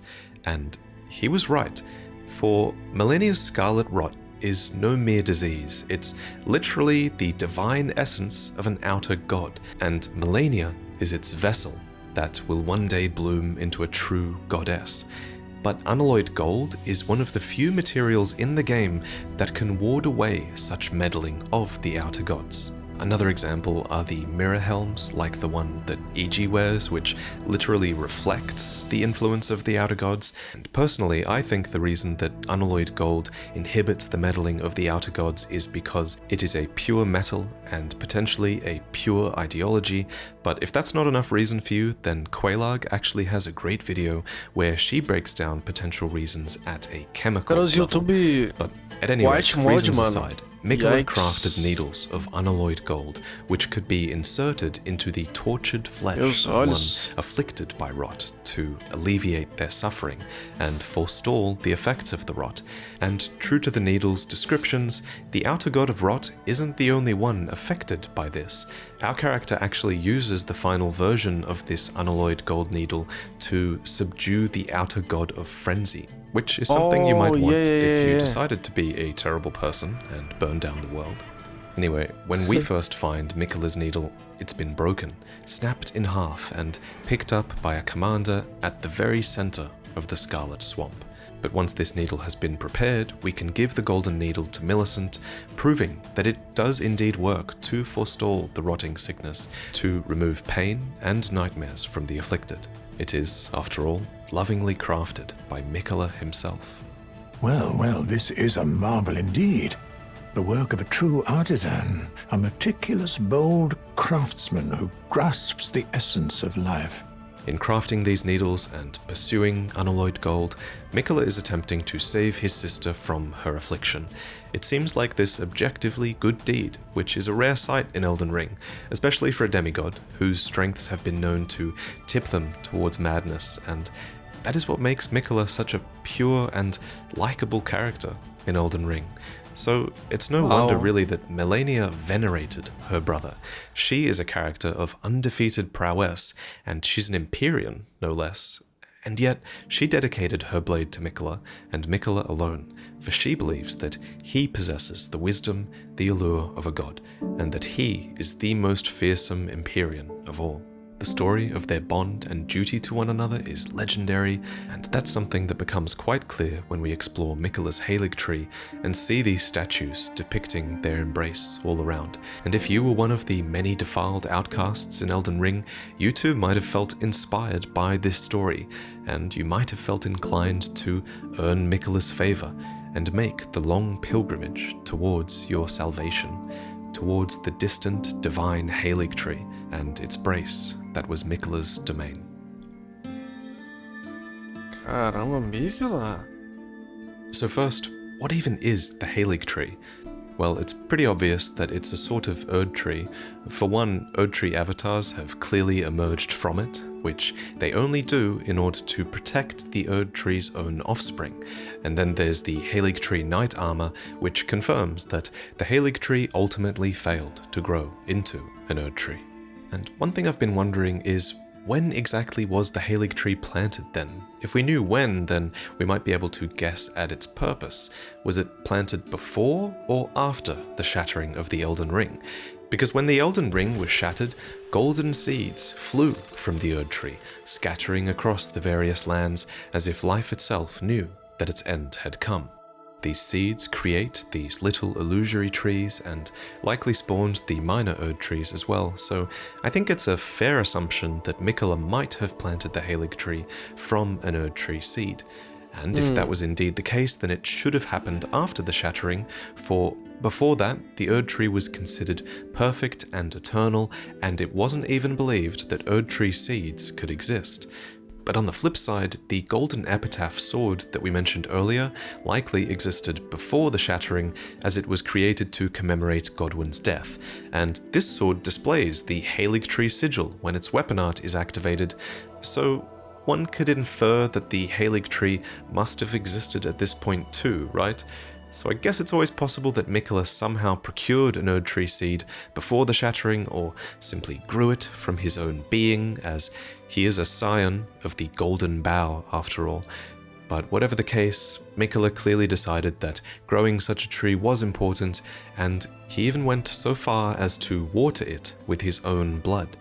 This confirms that the Erd Tree is indeed a blood-sucking parasite. Just kidding.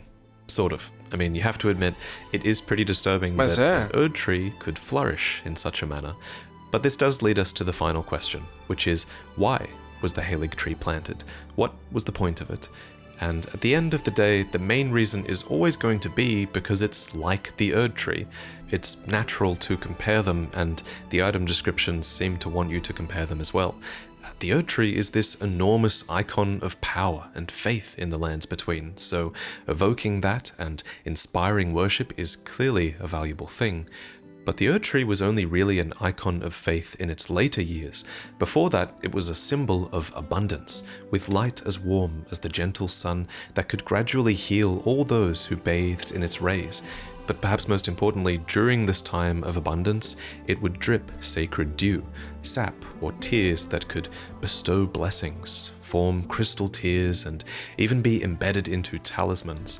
These were treasured things, and naturally, this was an extremely valuable symbol for Mikola to evoke, since he is himself associated with dew and abundance in the cut content. And his Halig Tree did drip with dew. The greenish amber of the Halig Tree can even be seen in cut content items. It even looks as if it's mingled with a bit of Mikola's own blood. And that signature green hue of Halig Tree amber is also seen in the Halig Tree Knight Sword, which is not a cut weapon, and this was modelled after the Carrion Knight's own swords, except it was embedded with amber from the Halig Tree instead of glintstone. Okay, so the Halig Tree is a great symbol of faith and power and abundance, and Mikola is related to abundance in the cut content, but what else does the Halig Tree add in terms of value? Well, the Halig Tree itself is something of a vessel, fit for a god. Mikola plants himself inside it later on.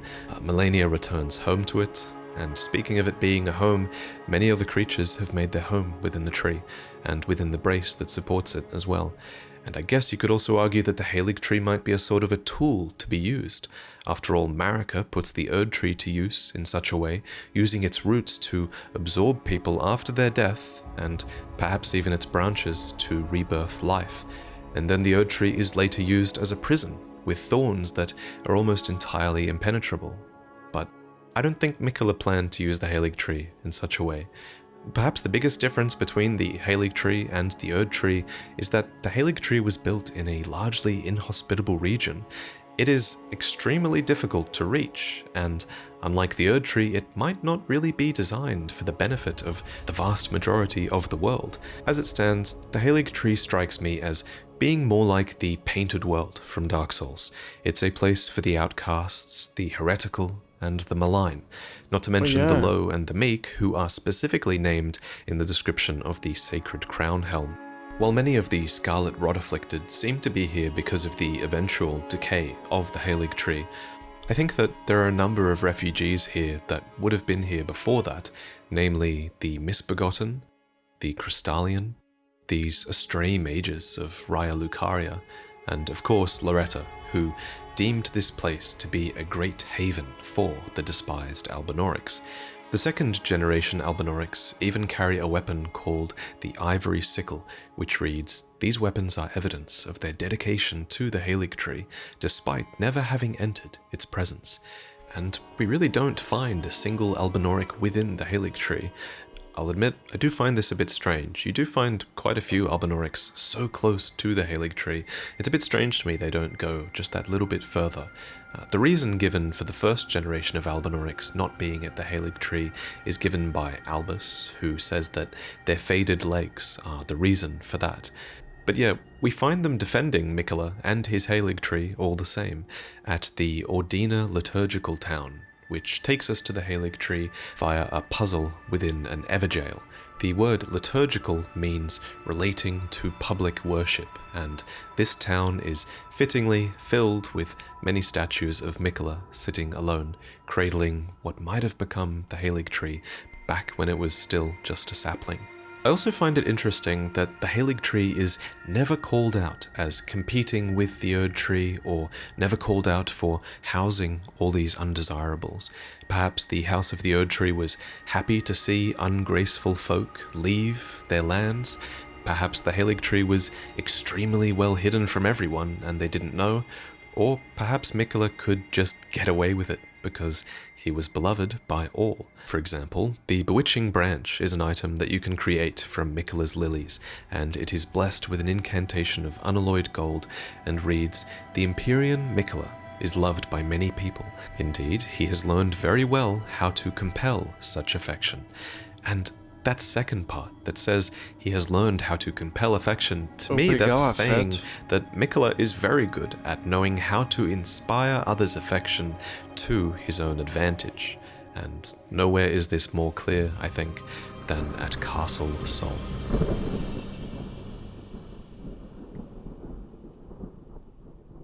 This is the Haligtree Secret Medallion. It's furnished with that signature green amber, and it features the Haligtree in the background, for it allows you to access a secret lower level of the Grand Lift of Rold and progress through the consecrated snowfields to this sacred place.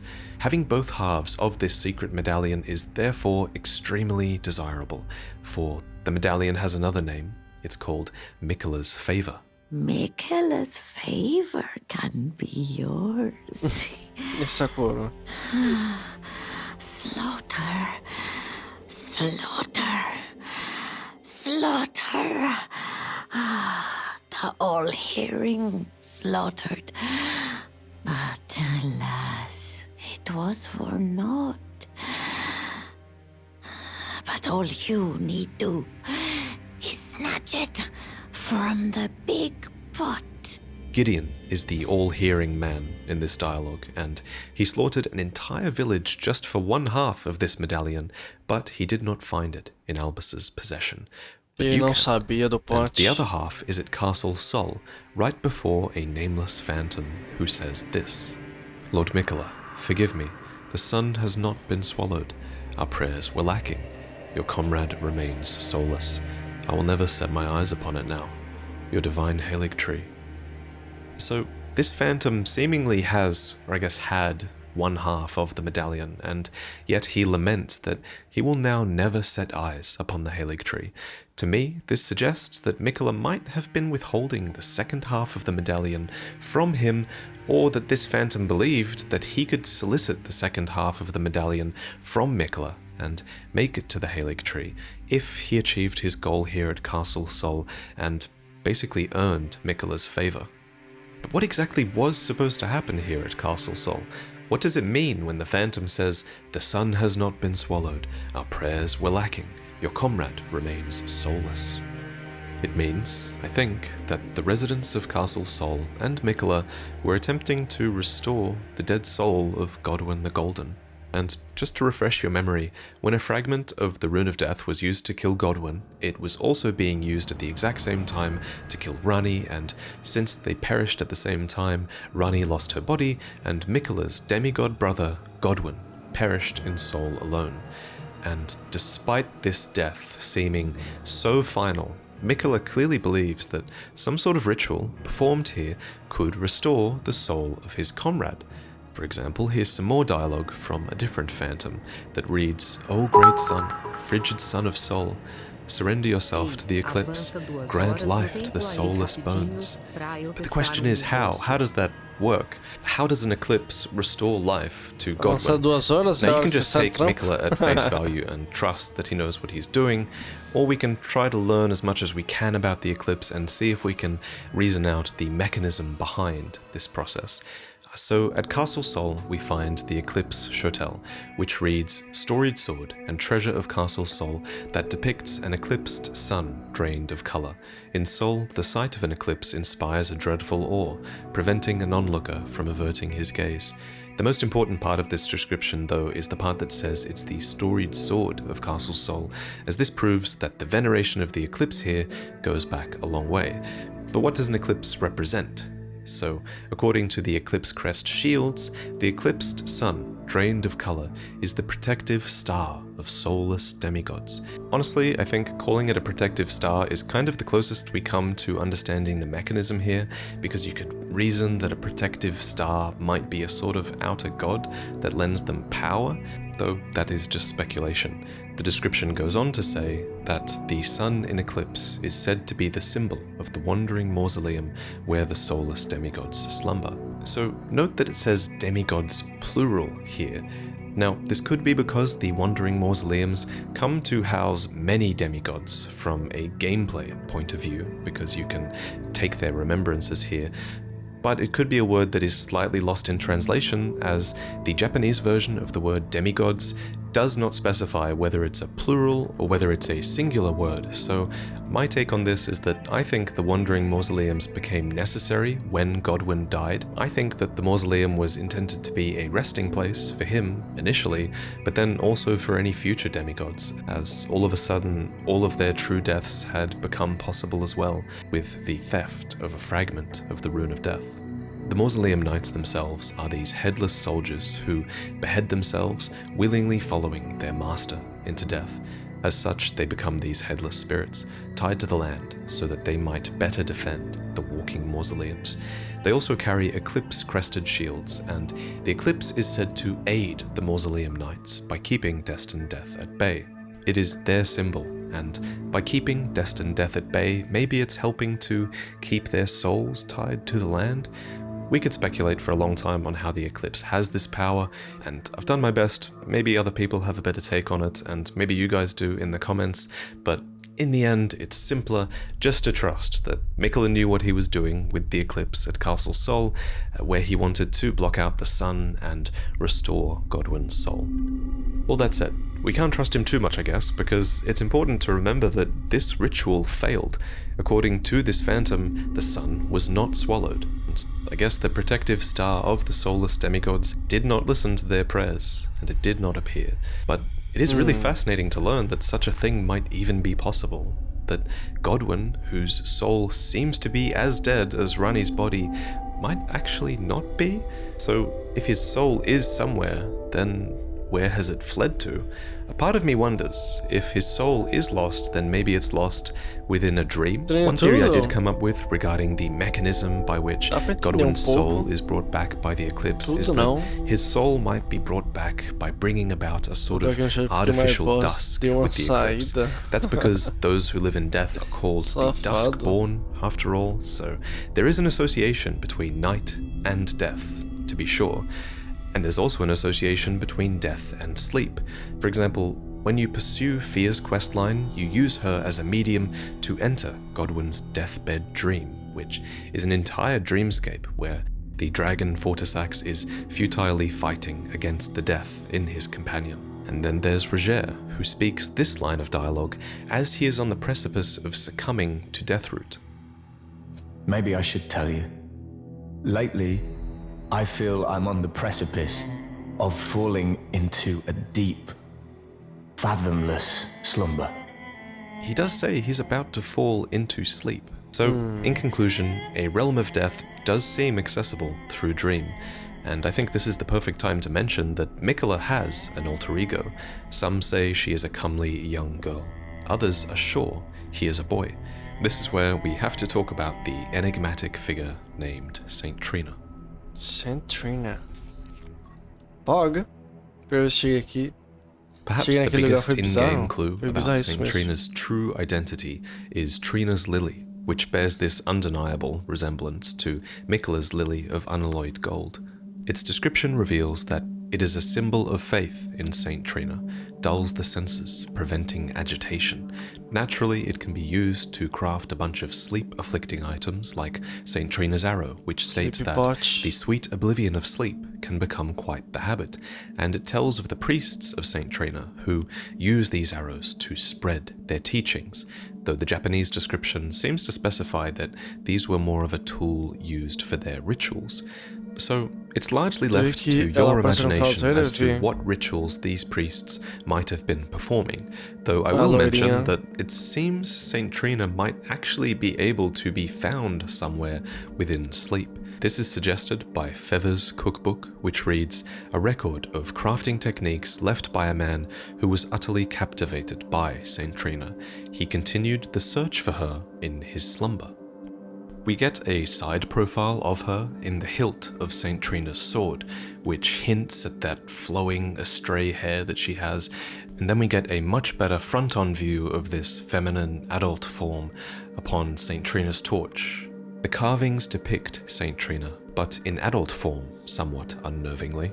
The carving is indeed unnerving, and it's certainly strange considering Miquella is supposed to be eternally a child. It raises the question, what has to happen for Miquella to grow up into this? And why is this bizarre creature the adult form that he takes? Another question worth asking, I think, is whether Miquella even has total control of St. Trina. What if he's in a similar situation to Marika Radigan, where their alter ego is an opposite of sorts, and able to act almost as if they have their own free will? So all of this is definitely a little bit of a disturbing view of what St. Trina could be, but I guess we do have cut content that does somewhat reassure me that their alter ego is still a benevolent person. This cut content was first showcased by Sekido Dubi, and this cut content is truly ancient. It exists in one of the oldest versions of the game that we know about, so a lot has probably changed since then, but regardless, here we can learn about St. Trina's crystal ball, which once read, "A crystal ball full of mist, symbol of St. Trina of the Cradle Song, copies dream mist from a sleeping being. Dream mist was once used as an ingredient in rare and potent physics. May the quietude of slumber come to all and sundry, even to those whose red eyes burn with the flames of frenzy." So this reveals that this cut version of St. Trina even once had sympathy for those afflicted by the flame of frenzy. They even went so far as to teach the merchants their songs. Our song derives from an old lullaby, sung for us long ago, deep inside our tomb. But whoever it was sings no longer. Its melody allowed us to sleep, despite the cursed flame. The description of Miquella's songs as a lullaby is referenced by the modern-day sleep pot description, which reads, "Like a lullaby or a quagmire, its light purple haze irresistibly draws its victims down into sleep. Sweet dreams." This is the closest thing we have to Dream Mist as well, which was an item that you could again once collect from sleeping enemies. And after you did this, you were supposed to sell this Dream Mist to the merchants, who used it to quell their flame of frenzy. But as the merchants once said, whoever it was that sings now sings no longer, and this is a detail that has remained intact even in the final version of Elden Ring, with St. Trina's sword stating that St. Trina's appearance was as sudden as their disappearance. Something clearly happened to Miquella that prevented them from continuing their work as St. Trina, and that is what we will discuss next. A promessa do Miquella. At some point, Miquella embedded himself into the Halig tree.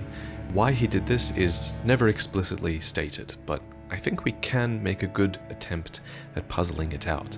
So, Miquella famously watered the Halig tree with his own blood, since it was a sapling, so I guess you could argue that he embedded himself in it to simply feed the tree more, which I guess is possible because the tree does eventually wither without Miquella inside it, and Gideon seems to tie his removal with the death of the Halig tree, or it turning into a husk, but I don't think that can be the only reason why he embedded himself. For instance, look closely at the Halig tree roots, and you'll see the form of a tree-like woman, and where her womb should be, there's a gap that once contained Miquella's cocoon cradled by the Halig tree.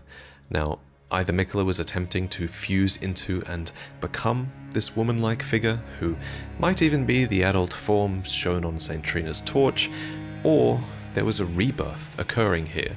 This is a cocoon within a womb, after all, so rebirth could have been the intent here, but regardless, it seems things ended prematurely, for Miquella would eventually be ripped out of the womb and the Halig tree would split and decay. And so, when we arrive at the Halig tree and the town of Elfale that is built into the brace that supports it, the music here hits extremely hard. This place is just so sorrowful, for the Halig tree and Miquella's lilies and even St. Trina's lilies are all wilting, and all who live here are just hoping and praying for their lord to return. I love the little detail of the guards looking outwards and sitting dejectedly. To make matters worse for them, it was here that they realized that the sacred light inside them would explode upon their imminent deaths, and yet, in spite of this, their spirit ashes show their faith and state, "May the flash of our deaths guide Miquella's return." And Melania is here too, holding to the husk of Miquella, dreaming and waiting for Miquella to return, and believing full well that he will. Corpse after corpse left in my wake, as I awaited his return. Melania's set reveals that she believes her brother will keep his promise. So what was that promise, I wonder? Was it merely to return, or was it something more? How much does Melania know? Why did she fight Radahn? We'll have to talk about all of that in another video. So there is still faith. There's even this one phantom in the consecrated snowfields who has somehow puzzled out who took Miquella, and even where they are, he is pointed towards the portal that takes you to Mohgwyn Palace and Mohg the Omen. So, indeed, it was the demigod Mohg who somehow broke into the Halig tree and absconded with Miquella's infant form. And it's with him that this story ends. Or maybe it's where this story truly begins. Morgs. So, if you're not familiar, Mohg is the Omen son of Godfrey and Marika, and being an Omen of royalty, he was born into a wretched mire of filth in the subterranean shunning grounds below Leyndell capital. But unlike his brother Morgoth, who reviled his accursed blood, Mohg reveled in it. And it was assumedly because of this accursed blood that he chanced a meeting with an outer god called the Mother of Truth. And as Mohg stood before her, deep underground, his accursed blood erupted with fire, and he was truly besotted with the defilement that he was born into. Mohg is just one of many characters who discovers a new identity in the ways that they have been discarded by the world. And how could he not? For his defilement was validated by nothing less than an outer god. And as always, we know very little about this outer god. We know she is called the Mother of Truth, and the Formless Mother. We know that she desires wounds and bestows power upon accursed blood. Her followers can thrust their arms into her body to scatter blood flame, and followers of Mohg can share in the Lord of Blood's power and send blood flies before them. There's even been some speculation in my recent shorts and my TikToks as well that the Formless Mother is also an outer god called the Bloodstar. But the one thing that all outer gods seem to have in common is that they all require vessels to move through. So in this case, the Formless Mother's vessel was Mohg. For example, the sacred spear that he wields is a weapon, but it's also an instrument of communion, and Mohg may well be doing her bidding with his actions.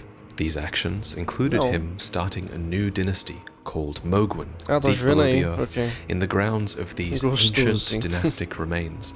This is a secret place, difficult to reach, and it was here that Mohg brought the infant Miquella, torn as he was from his cocoon. I mean, that's how we see him in his opening cutscene, but in-game, Miquella seems to be back with a new cocoon here. You can even see it sat upon this giant pelvic bone, which seems to be a reference to the womb of the Halig Tree woman that he was literally ripped from. And it's from the remembrance of the Bloodlord that we can learn of Mohg's intent here. He wished to raise Miquella to full godhood and become his consort, taking the role of monarch. To this end, Mohg has begun soliciting blood offerings to Miquella, and that certainly explains the state of so many who reside here. According to the Lord of Blood's exaltation talisman, he proclaimed, "Render up your offerings of blood to your lord, drench my consort's chamber, slake his cocoon's thirst. His awakening shall herald the dawn of our dynasty." And then, to return to Mohg's remembrance, it's stated that, so far, this has all been in vain, for no matter how much of his bloody bedchamber Mohg tried to share, he received no response from the young Empyrean. So maybe nothing will happen. Or maybe, according to the Pureblood Knight's medal, it is not yet time. For Moog yet slumbers beside the divinity. Be patient, the new dynasty is nigh.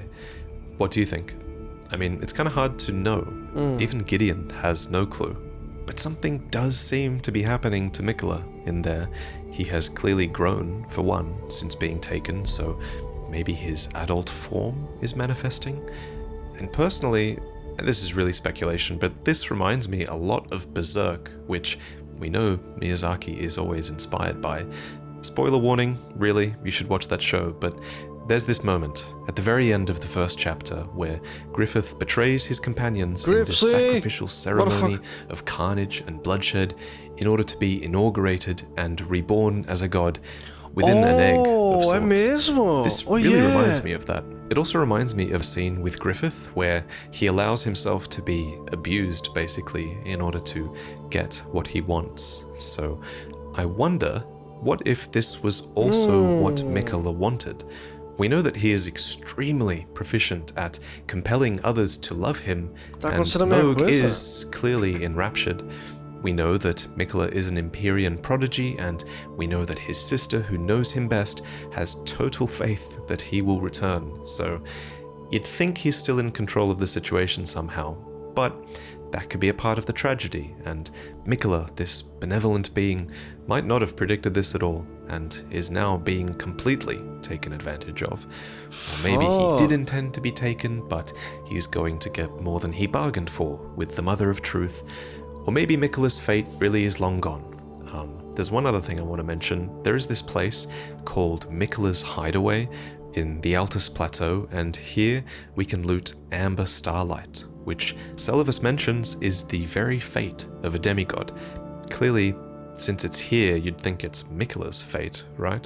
And then you also have to consider that the cut content that we are basing so much of this video on is very much removed from the game, because it might not fit the developer's intent. That's always possible. So I really do hope you all bear that in mind, as I would really hate to promote ideas that are against the developer's vision for this character. But I really do think that it's a possibility that we're going to one day enter the dream of this slumbering demigod. After all, there was once a cut character called Rico, who was supposed to say the following, standing before Mikola's cocoon at Mogwin Palace. He says, "Finally, I have found it. St. Trina's, no, Lord Mikola's cadaver, such that I may aid you, O Lord. So please, I hope you welcome your humble servant Rico into your dream, the world of your heart. Indeed, I beg you grant my wish, that when you transcend from Empyrean to God, allow me a place by your side." Plus, if we do get DLC, it's going to need a new Great Rune to acquire, right? That's a huge gameplay mechanic in these games, and it'd be weird if DLC came and you couldn't get more Great Runes. Apart from Mikola's Great Rune, the only one we don't know about also is Rani's Great Rune, which was allegedly cast aside. So there's always that to consider. But hopefully we get some DLC to answer these questions, or more likely we'll get DLC that will give us more questions than we started with. That's always how it seems to go. But I really hope they throw us some good curveballs with this one, as they always do. But regardless, it's always a ton of fun to speculate with you all, so if you're still listening to this extremely long video, thank you for giving me your time today. Thank you to Quailag for reviewing the script for me. Thank you, Miss Pap, for the incredible visuals, as always. Tem mais dois, só que... I also want to give a sincere and really reverential shout out to Eugenia Lysa, who created the speculative visuals of St. Trina. Please follow her work in the description. She's one of the most talented artists that I've ever known. And yeah, thank you, as always, of course, for watching my videos, and I'll see you next time. Very good. Esse é o link do vídeo, se alguém quiser dar uma checada. Tem mais dois vídeos de lore, Rotten e dos dragões, que é 1h40, Jesus fuck. O do Rotten 55 minutos, oh my god. But yeah, será que esse cara que ele mencionou seria this guy? No way, right? Seria esse cara? O nome é diferente. But... É possível, yeah?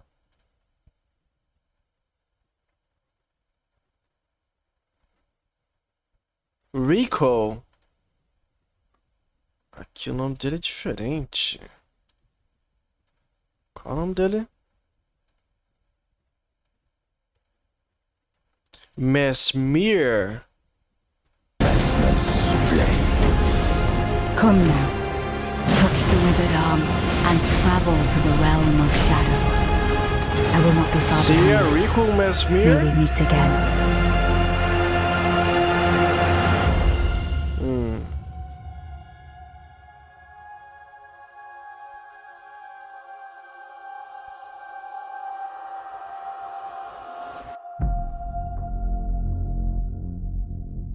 21 de junho, boys. 21 de junho.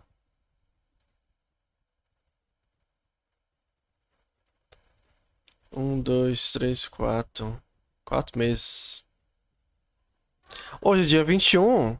Eu não tinha percebido. Exatamente daqui a 4 meses. Uau. Uau. Well. Well. Vamos ficando por aqui. Vamos obrigado pela presença de todos. Eu vou fazer outro stream à noite, ok? No horário normal. Por volta das 8 da noite, beleza? Muito obrigado pela presença de todos. Até mais tarde. Por volta das 8 estamos de volta aí. Beleza? Maravilha, hein? Outro dia a gente pra assistir os outros 2 vídeos ali. É porque os outros são mais longos. Eu já assisti bastante hoje. Valeu. Deixa eu ver se eu consigo mandar um raid. Talvez.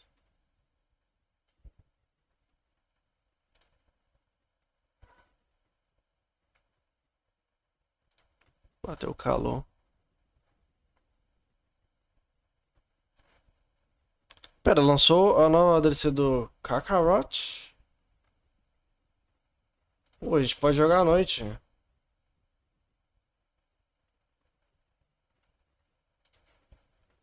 Ah, lançou hoje, mano.